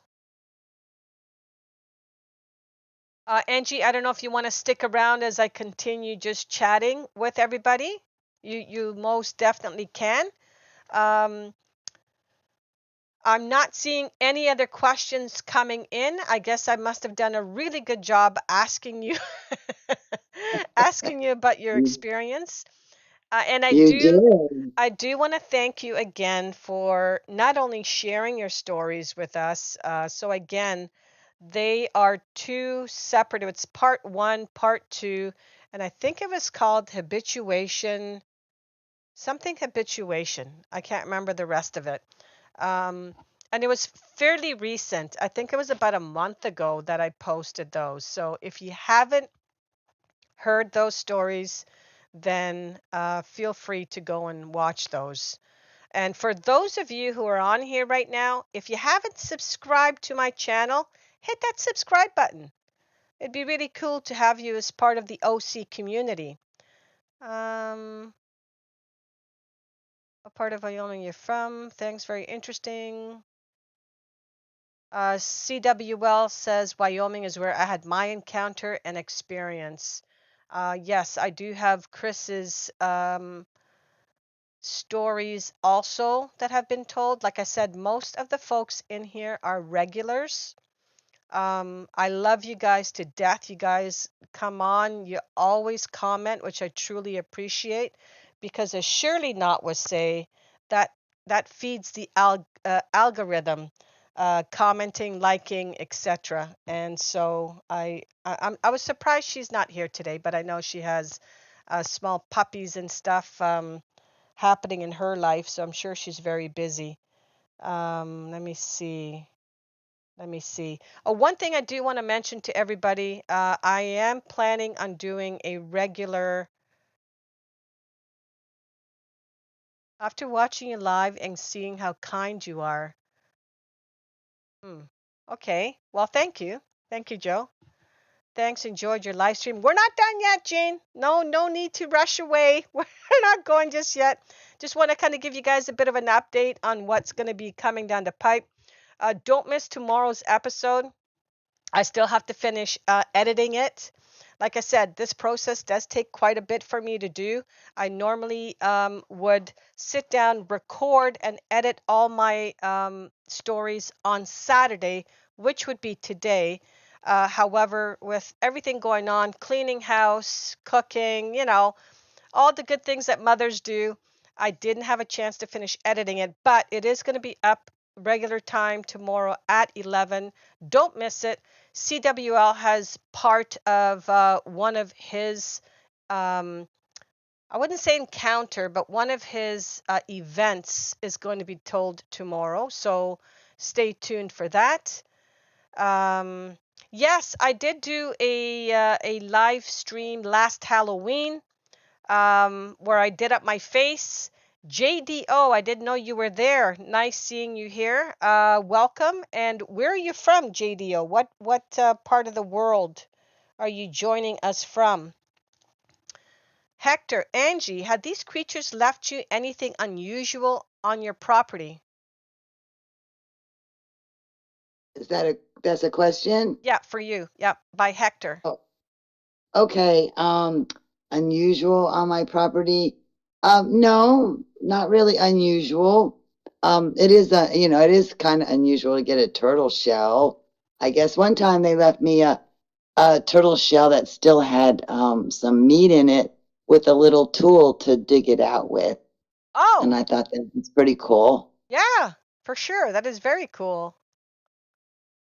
Yeah, you also mentioned that they helped you find The arrowhead. the arrowheads, and they would leave you Mhm. turkey feathers. Yes, yes, all kinds of feathers. Yeah, Yeah. very cool, very cool. Yeah, I might do the same thing, JDO. I don't know what I'm gonna dress up as this year. Last year, Angie, I did a live stream on Halloween, and I was a ghost. What was I again? I think I was a ghost, but with a really scary looking mouth, and I live stream with Mm. the with my face painted. Um, yeah, something. Okay. You gotta do something. I did live stream quite a bit last year, but this year I've been really really busy. So I still work, uh, you know, 5 days a week, and so it's kind of tough getting everything done. As you guys have seen, some of my shorts have been late getting up there because, I come home from work, I haven't done it, and I have to sit down and put everything together. But I do quite enjoy these shorts, and I've noticed a big upswing, especially with the younger generation. There is somebody in here who said they were 21. Who is it again? It is Equator number 7.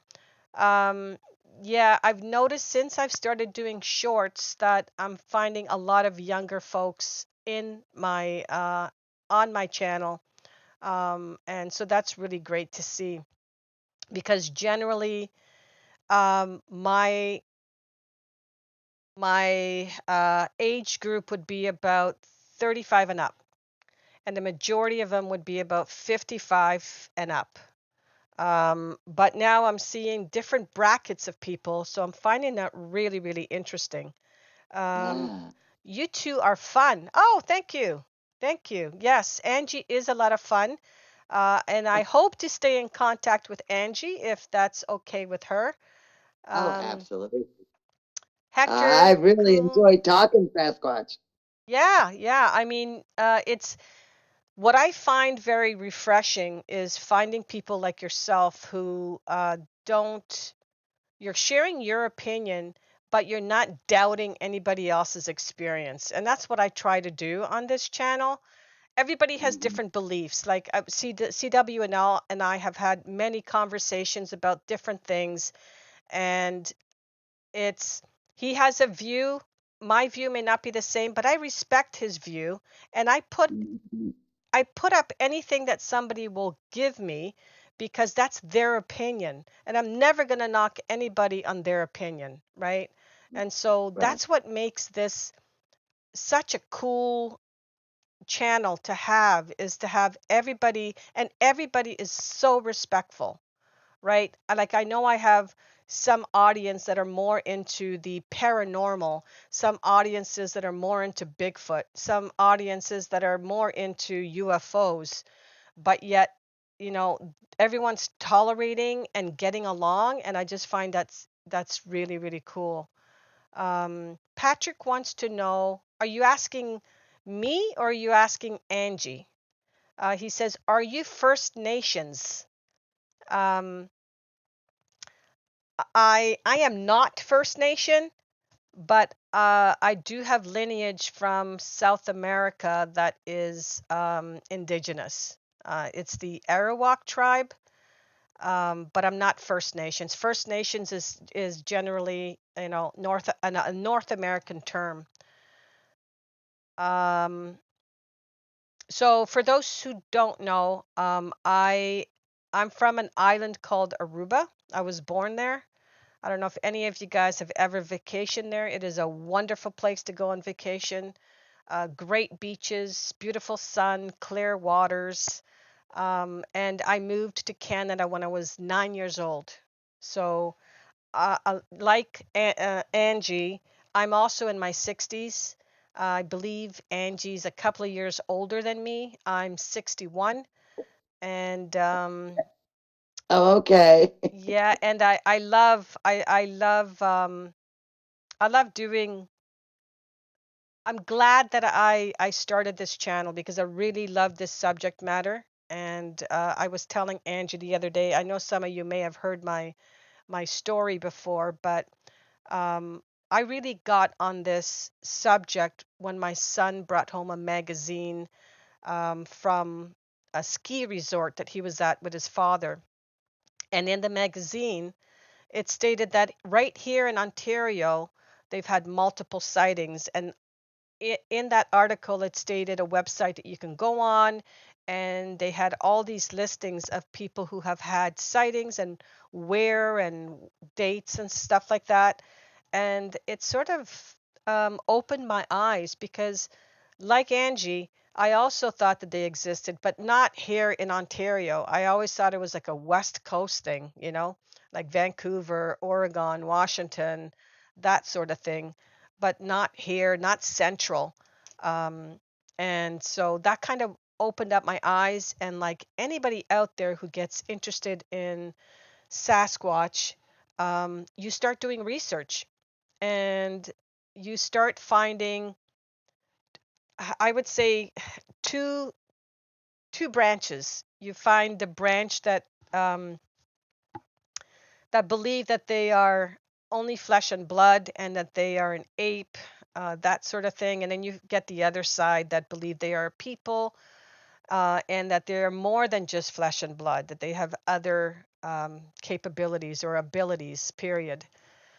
And so I found it very, very interesting. And then a couple of years later, after that, actually many years later, I started this channel, and wanting to share people's experiences. And yeah, this we're picking up steam, which is really nice. Having all of you guys come back every single time and watching, liking, commenting. That's that is absolutely the best that you guys can do, and I really really enjoy that. I respect them and mind speak with them. So that's Iron Horse that made that comment. Uh-huh. Yes. Um, Jim Condon says, I just want to say before the end, thanks so much, Vanka and Sasquatch Andy. This has Angie, sorry, I said Andy. This has been excellent. He gave a thumbs up. Oh, Um, Patrick was asking me if I was First Nation. Hector says, you both have great chemistry together. Oh, thank you. thank you. Thank you. Yeah, Thank you. yeah. Thank you. Thank you. Jean Yes. Templar says, question, have you heard of wild men having pets? I had an experience where I heard one grunt and two birds flew to a tree above, then grunted and the birds flew off. So have you heard of them having pets? I have read stories where they had well, I don't know if they say pets, but where they have relationships with other animals, with domesticated animals. Um, I've read a lot of stories where they like horses. I know they liked my dog. They accepted my dogs. Um, but yeah, I have read stories where they do have relationships with our domesticated animals. Let's see, there's a couple of other items here. Patrick Noble, you need to get Robert from Swan Lake Bigfoot. He is from Alberta. I'm subscribed to him and to Robert, and yeah, I should probably reach out and arrange to have a live stream. I think one of his I think I covered him in one of my clips. So what I do, every 5 videos that I do, so anything that lands on 85 or an even number, like 90, 80, whatever, I do video clips. And if I have enough time, I'll do one story in the end. So there was one, I don't know which number it was, that I featured him and showed some of the screenshots and stuff that he has provided. So I do that quite often, whether it's stuff in the news, like for UFOs or whatever. So I cover different aspects of clips, whatever they happen to be, whatever genre they are. Um, Patrick says Angie has been great. Yes, she has. Uh, Thank you. JDO says, thanks to you both for sharing. No problems, anytime. CWL, this has been an outstanding live stream. Thank you. Uh, Joe, I was walking on Glacier recently and I had we will meet when you're ready in my head. The voice wasn't scary, just the experience. Hey Joe, if you're having any other stuff happening up there, you know where to send the information, right? yeah, we need to hear more about that Yeah, for Joe, sure. I have a couple stories from Joe. They're up on my channel. Again, I don't remember the number, but I'll get that to you, Angie, so that you can just click Yeah, on I'd the like to link and listen. watch those. Hmm. What else was I going to say? I was gonna, okay, so yeah, channel stuff. So I'm going to be opening up a membership. Let me show you guys. Let me show you guys. Um, where there's going to be stickers for members based on how long you've been a member. I need to open up my personal drive here and show you my artwork that I've been working on for my channel. Okay, so here, let me show you this. Where do I go? Right there. All right, there you go. So what I've done, I need to move this. Okay. So what I've done is I've created these badges for when somebody becomes a member. It took me a while to do this, but but I did it. Wow. I created these emotes that you guys are going to be able to use as a member. So what happens when you become a member? You'll donate like a buck 99 and you'll get a bunch of emotes that you can use in your chat or in stream. And as you progress through the membership, your icon will change. So badge one, I believe, is one footprint. Then we have the first month, second month, third month, etc. So I've done all that. I've created some pretty fancy stuff for my stream. I kind of killed myself to do it, but hey, we're gonna do it. But for the first level, level one, you're gonna get emotes. I'm gonna make sure I answer your questions first. Um, what else? There's a couple of things. But I haven't finished yet, guys. So when I finish, I'll make an announcement so everybody's aware of it. For number two, so for level two, you're going to get some more emotes. You're also going to get some other activities like um, I'm going to do like a chat once a month, a private chat on Discord, and you will become a Discord member. So that's what we're chatting on today. Let me show you what that looks like. So this is the Discord that we're on. Actually, I'm not going to click off of it. If Angie, can you just hang in Yeah. there for 1 minute? I don't know if this is going to disconnect you. Are you Okay, do what you gotta do. okay? No, no worries. It did not disconnect you. Okay. So let me show Okay. them this site here. So this is another thing that I've worked on to try and get up and running. I'm still not done creating it, but again, the membership stuff has not started yet. Just let me grab the entire screen for you guys. Sorry about that. Just give me a second. I'm not a professional at this yet, guys, but I promise I will get better. I will learn and get better. They say you can't teach an old dog new tricks. Well, I think they've lied. Ah, they did tell a big fat I lie. think they have lied. They are just big liars. So here's what will happen once you come onto the Discord, and this is going to be for members only. When you come on to Discord, it's going to greet you, and then there's this welcoming section. There's going to be some rules, obviously, be polite and all that sort of stuff. An introduction section where you guys can tell me a little bit about you. All my announcements, so all my YouTube, my shorts, my videos that I put up, they're all here. So if you've missed something, you can catch it here. There's a section for camping and hiking. If anybody wants to communicate with somebody else from the same state or the same province about where to hike, what the best trails are, where you've seen stuff, you put it here. Any book suggestions that you have, you can put it here. Any general conversations can be done in this section here. Then I also have jokes and memes and Reddit pages, any interesting Reddit pages. And then I have a section here for story suggestions. So if you guys have a story you want to tell me or a story you want me to cover, you can place it here. But again, I have to finish building. I have to finish building this page. Not quite done yet. So this will be done when I finish the membership so that they go in hand.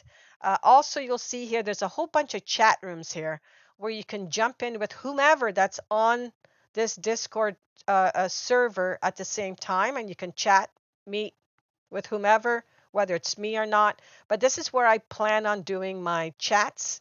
We'll all jump into a chat room and just have a discussion about whatever. Doesn't have to be about anything special, but we'll get on and chat. So that is something else that I'm planning on doing. What else? Did I miss anything? So we'll still have monthly streams, but I'll also have a monthly chat with just the members. Um, and yeah, other than perhaps starting another channel, I know, eh? Oh, Like I need to put more work on myself. But that's about the only place I can see me putting up stuff that I've recorded.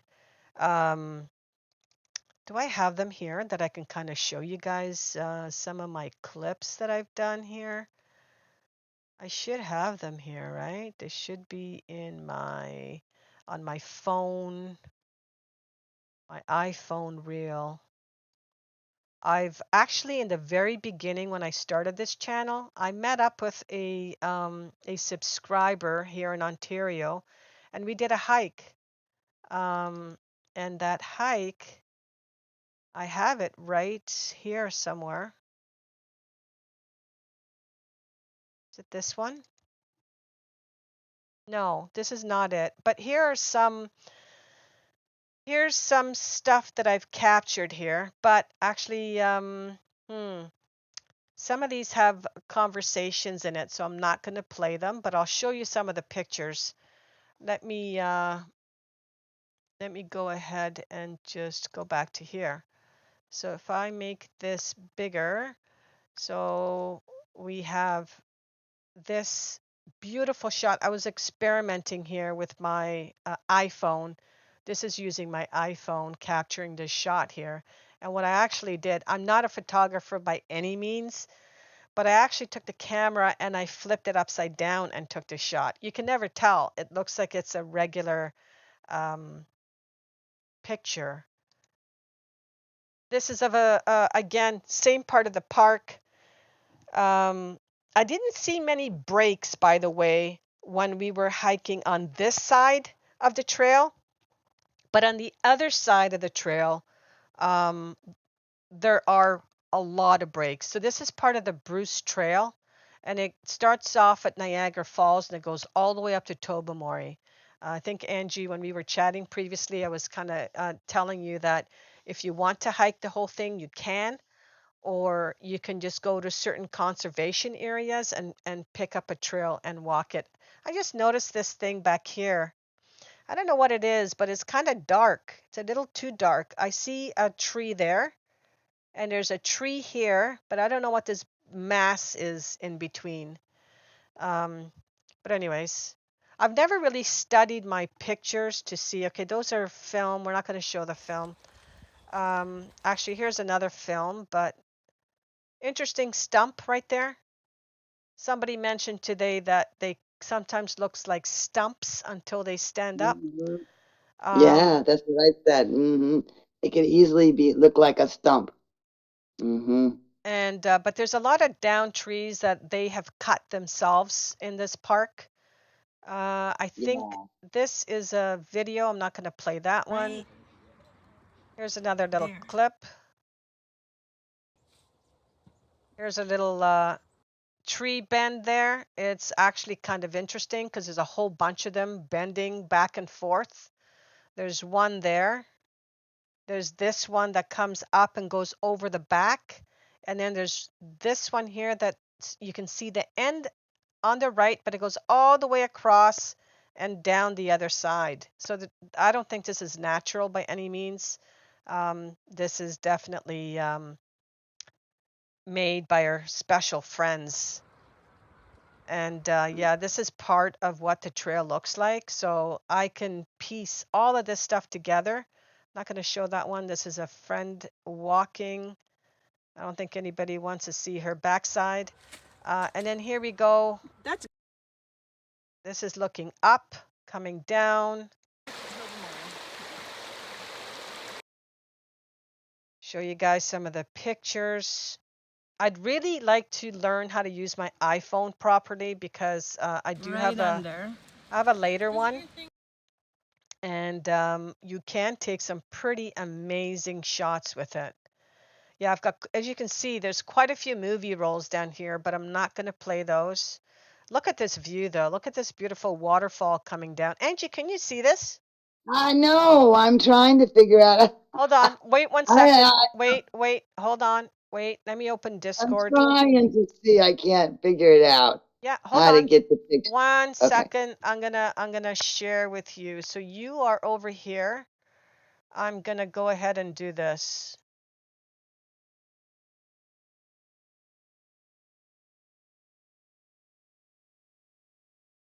Oh, it won't let me because I'm live. Interesting. Oh, okay. It Well, won't let maybe me. I have to learn how to use. Uh, Yeah, but you know what? You can also later on, if you just want to go and catch the last part of this stream, you'll be able to see the pictures that I'm showing right now. okay. Um, Okay. but Yeah, I beautiful. really want to see them. Yeah. It's a really beautiful area, and as you can see, it's like up and down. Like there's little valleys in here. Very nice stuff. This is just a regular tree break. I just found it interesting with not so much the regular tree break, but all the other sticks that are coming in and out of there. Mm. Oh, I wish I could see. Some more chaos. And I don't know if you guys can see this, but there's actually a person in here. Here is their walking stick, and then there's their hand, and that's their face through this little hole right here. I know that looks really bizarre, but yeah, so maybe you can see them better here. Oh, that's me chatting. Hold on. Yeah, let's not catch me. So here's the another shot of the waterfall. I don't know what that shot is, but I'm not going to show that one. It looks kind of weird. You can see my hand. Is it my hands or my legs? I don't know what it is. Okay, and yeah, so I've got a ton of these from my hikes. I think this one was taken last year. These were taken last year. But yeah, so again, you know, I'd love to be able to kind of show the second part of this, like the hiking aspect of this stuff. But it's just having the time to put everything together. I guess once I retire, I'll have way more time to spend on this. And once I Yeah. retire, there'll be more than one video a week, I promise, but still working, boys and girls. So yeah, um, still just going to be one video a week plus the 3. I might expand my shorts to be 5 shorts a week. So I'm kind of toying with all of that, but it's all a balancing act.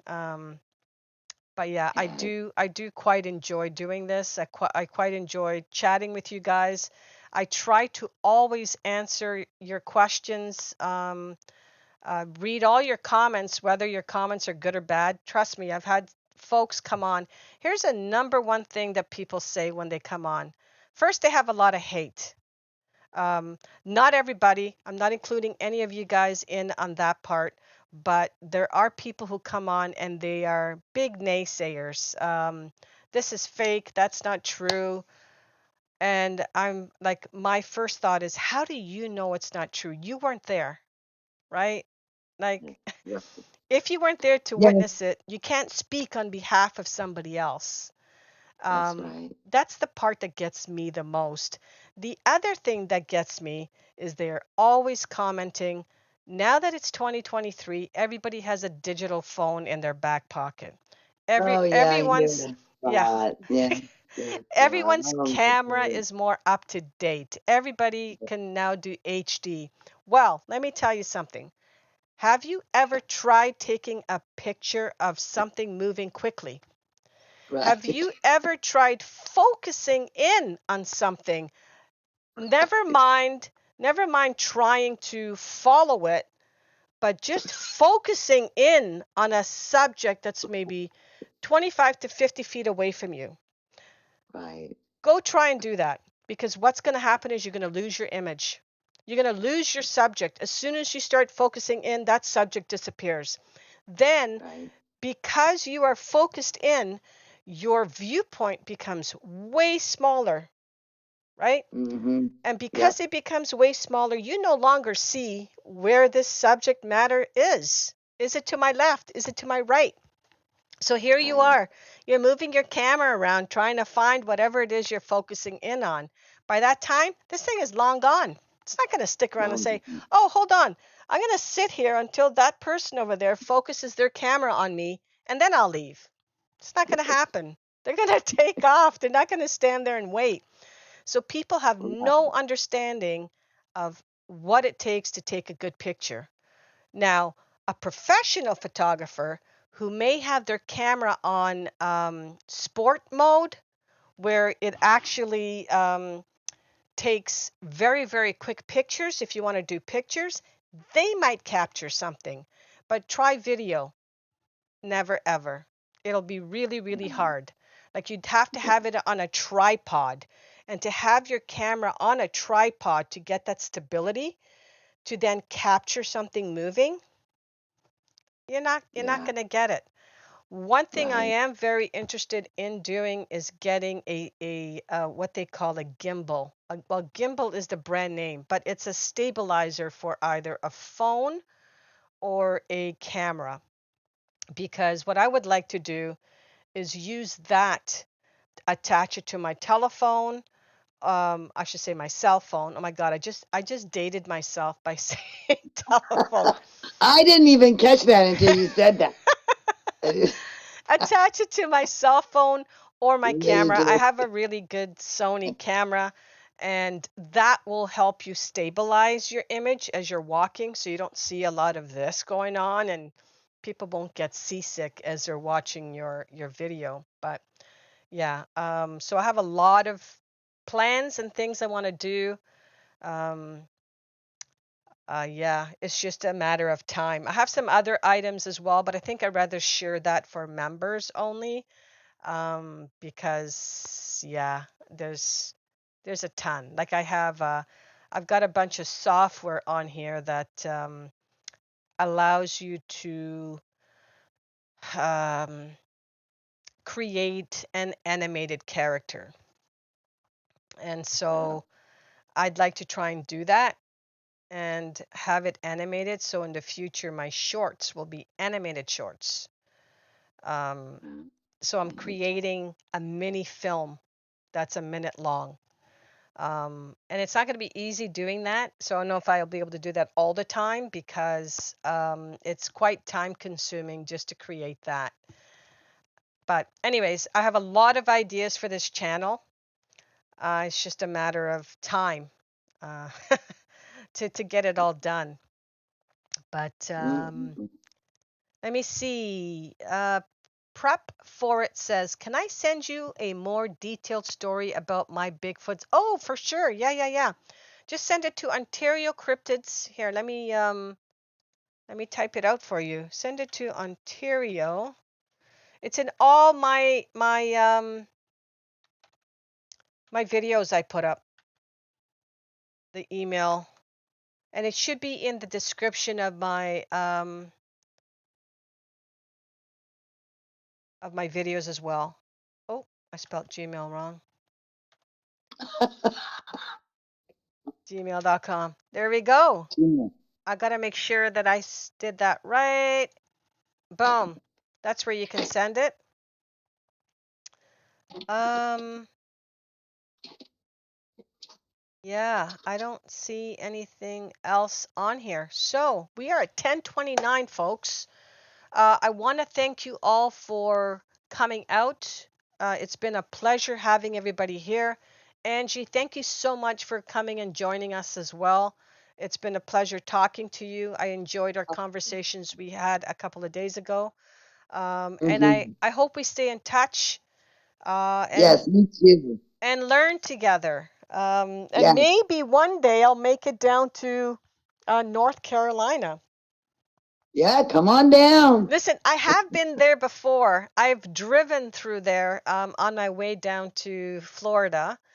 Okay. And let me tell you, what a beautiful drive because I took the scenic path where I went through North Dakota, South Dakota. Um, Wow. what's the other area? North Dakota. Basically, I went along the mountain range, Appalachian. Thank you. And I have to tell you, when you're up in the pass, all you see is green. Like you see, like when you're up on the mountains there of the Appalachians and you're driving through there, it's nothing but trees. Trees to your Nothing right, to do. trees to your left, trees in front of you, and trees behind you. It's like, oh my God. Like people wonder where these things can live. Well, there's plenty of areas in Oh North yeah, America for them to live. Like definitely. even me here in Ontario at first, when you're not looking at something, you don't see it. But when you become, it's like when you buy a car, let's say you're buying a Subaru, for instance, all of a sudden you see Subarus everywhere. Whereas previously, Yeah, you never would have seen a Subaru, or you'll see them here and there, but you don't really notice them. right, Same right. thing with when you start following the subject matter of Sasquatch and you hear about all these tree structures, all of a sudden, a hike that you've done many, many times before, you start to notice things. You start to notice tree breaks, and you'll start to notice tree structures, and you'll start to notice the arches where they take a sapling and they'll bend it and they'll hook it underneath something, whether it's a stone, a log, whatever it happens to be. And then you start to see all of these things that you've never seen before, but yet you've been on that path many, many times previously. So it's not until like something happens and then you're aware, like you become It more just in opens your tuned. eyes. Yeah, Exactly. it You just become more in tuned and then you see them everywhere. Like you'll see structures, you'll see tree breaks. And I was telling Angie the other day, the tree breaks I've seen at Silver Creek, they're 12 feet up in the air, 10 to 12 feet up in the air. And they're yeah, probably, I would say, about 4 inches or more in circumference, 4 to 6 inches. A person can't break that. And we don't have no, moose there. So there's no way a moose is trying to get rid of their antlers and hooking the top and breaking it. So right. it's definitely something that has two capable hands grabbing it and breaking it. Why they Yes. do that, I have no idea. I am not an expert. Um, I will never be an expert. I don't think there's anybody out there that can claim that they're an expert. I don't think so either. You There's know, so much to know. There's just too much exactly. to know. Way too Mm-hmm. much. And unless you, I don't know what it takes for you to become versed in them. I mean, everybody will have their own experiences, and from there, they will draw their own conclusions. But everyone's conclusions could be different based on their own experiences. So who knows, right? So I never doubt anything anybody sends me. All the stories I put up are true. I know there are some sites that put up stories that they'll tell you aren't true, but some are. Um, I seek out only true stories. Anything that's fake, I turn it away. I don't look at it. Um, there's some things I don't even put up because to me they don't look real. Like I've had Mm-hmm. clips sent to me where to me it's a guy in a suit. So I'm not going to send you a guy in a suit. I did do I did do a short once where it was really a dude in a suit, and I did it to prove a point. I mean, you can tell a guy in a suit and a guy not in a suit. Yeah, But yeah. right. Anyways, I Yeah. think. Sorry, go ahead. Oh, I was going to ask if you, I have some really good tree arch Okay. pictures. I was wondering if you were going to set something up to be able to share some of those pictures with everybody in the group. Sure. If you can send them or actually post them in the Discord, in my Discord, I will get them up there for somebody to for folks to look at. Okay. Yeah, that'd All be right. great. I have a bunch of those as well. Like I was telling you, there's one section at Silver Creek where you're walking, and I called it arches because it was just a massive area with arches. But I have to tell you, last year when we went, it's like I don't know how to put this. It's like um, the folks that take care, like they come in and they cut down the trees. It's like they Yeah. sprung them all up. How about that? Exactly. It's like it was so weird to see them all like now like standing up. It's like somebody came and undid what they did. Why? I don't know, but very Or weird. maybe they do it themselves. Maybe, Maybe maybe they just serve a particular purpose for a purpose. period. Yeah, And I then don't it's up. know. To me, sometimes they look like chapels. I always think, is this their, did somebody get married or did somebody reach age? I don't know. For some reason, I think they have rituals of some sort. Yeah. I would like to hear if anybody else thinks that or has Yeah, I mean, experienced any. I know we have a few folks in here who have had experiences, so it'd be really cool to hear that. What are your Yeah. thoughts, Angie, before we sort of wrap this up? I know I've said that 3 times, so we're going to wrap it up, but yet I keep on talking. But what is your thought on not being able to find a Sasquatch body, like one that's been deceased? Gosh, I hear a lot of people saying they say, that's something that will prove it. You can find a body. Um, I tend to think that they bury in some cases. I don't know, but this is just my opinion. I Yeah. think that they bury, and I think that they use rocks and trees and things like that to cover the site. Hmm. Um, that's what I think. Now I know a lot of people. There's a lot of theories on that. Some Hmm. people say they're cannibals. I've heard some people say that they eat the deceased. Um, I don't know. I don't know. I really think they bury because it seems like in my wanderings, I've come across areas that I sort of just felt like they were burial grounds. Hmm. Yeah. I believe the same thing. I believe that they bury them. Um, I do believe that they are an ancient people. Um, and the reason I believe that is if you read any historical books or information from the indigenous people of North America, they will tell you that they are people and not an animal. They will tell you that they used to trade with them in the past. And they will also tell you that some of them, some of their clans will steal their women or their children. So yeah, I do believe that they are a people, but a different, I don't know, slightly different They're from just not us. like us. Yeah, they're Yeah, just not like us. We're not the only definition of people. And I exactly. think yeah, it's hard for us to think outside of that box. Exactly. I think you nailed it right there. Not everybody can conceptualize that or even want to. I think there's a lot of people who don't believe that, Bigfoot is real, Sasquatch is real. They think it's all fake. And Yeah. to those people, they're afraid. To me, that's a fear. They don't want to know that there's something else out there other than us, right?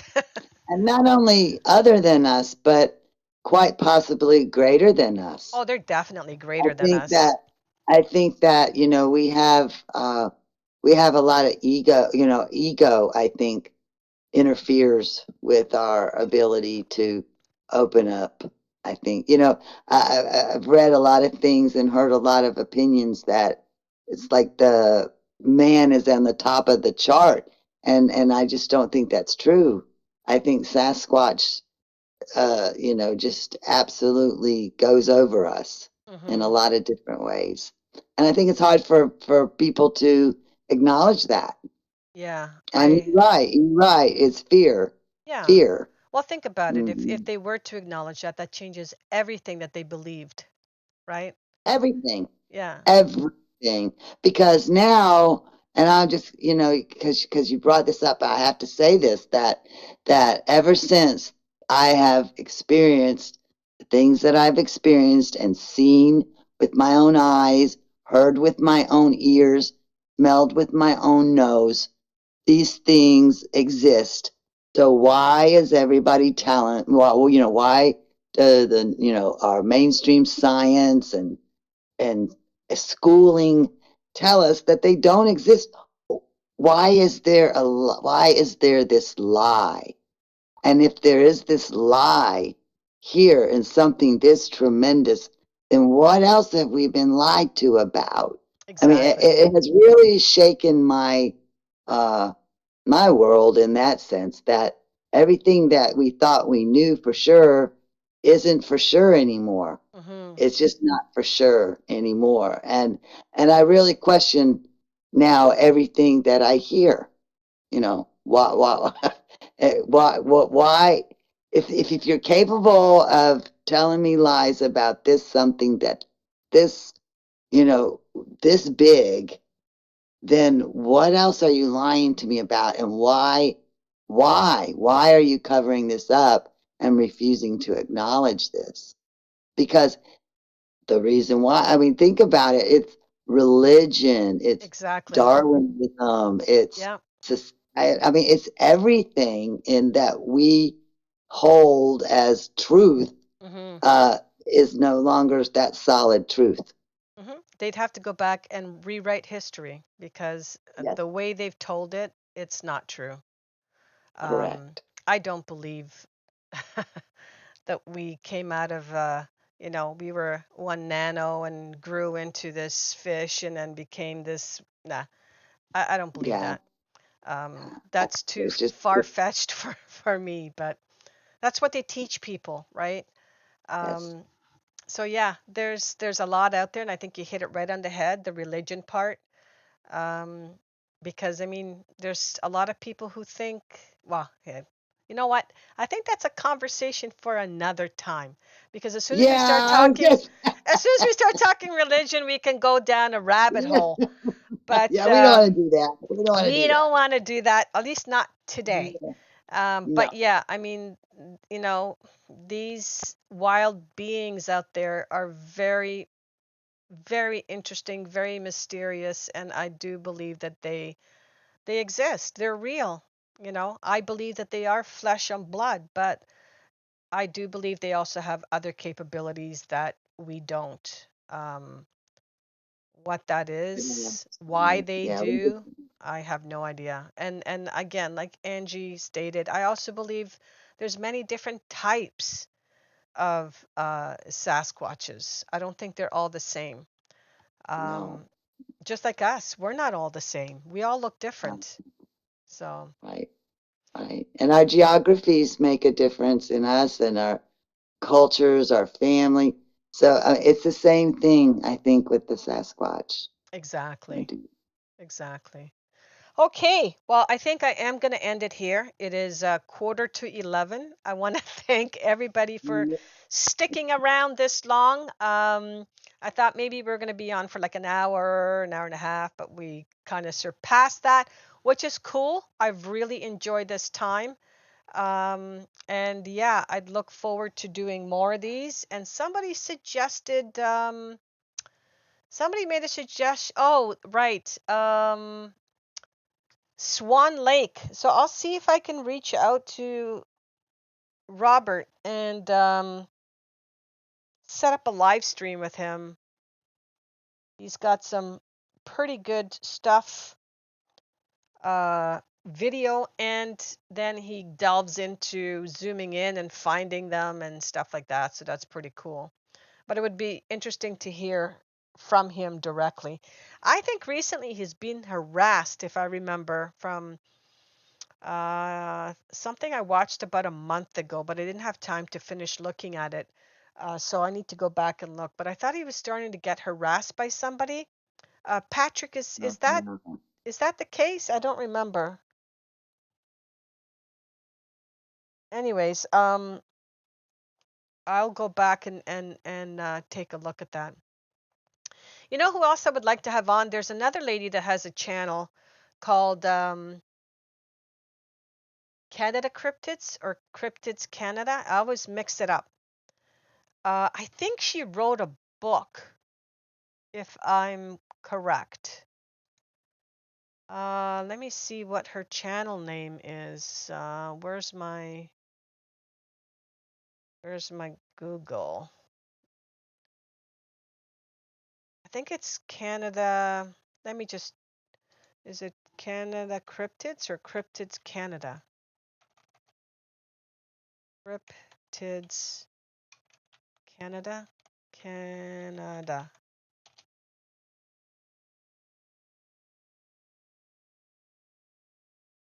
Oh, 1 second, guys.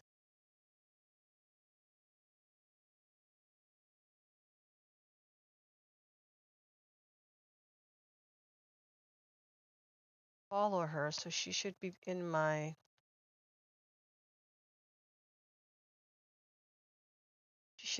my subscription list. Here, just search again. Uh, Cryptids. Yep. No, Cryptids Canada. Let me go to her channel very quickly here.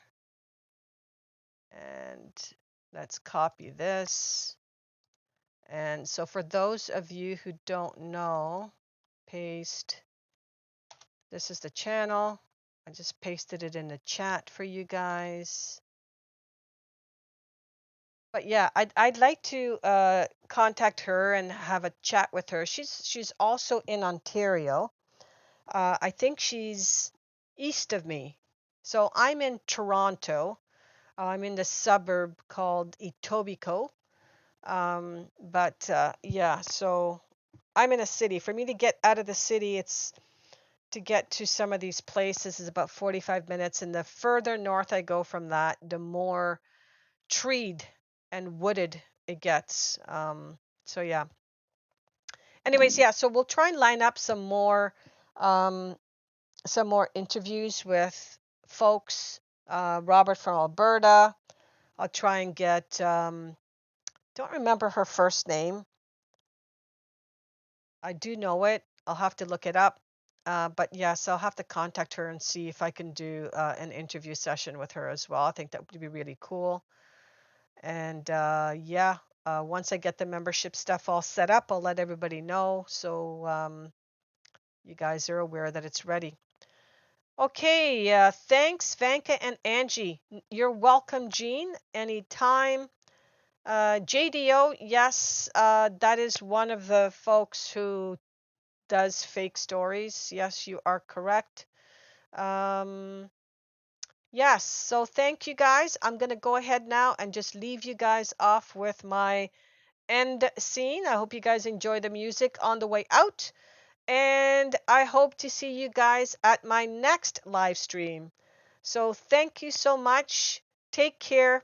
Have a pleasant evening. Oh, and before I let you guys go, today here in Canada, and it's still Saturday, so it still counts, is National Day.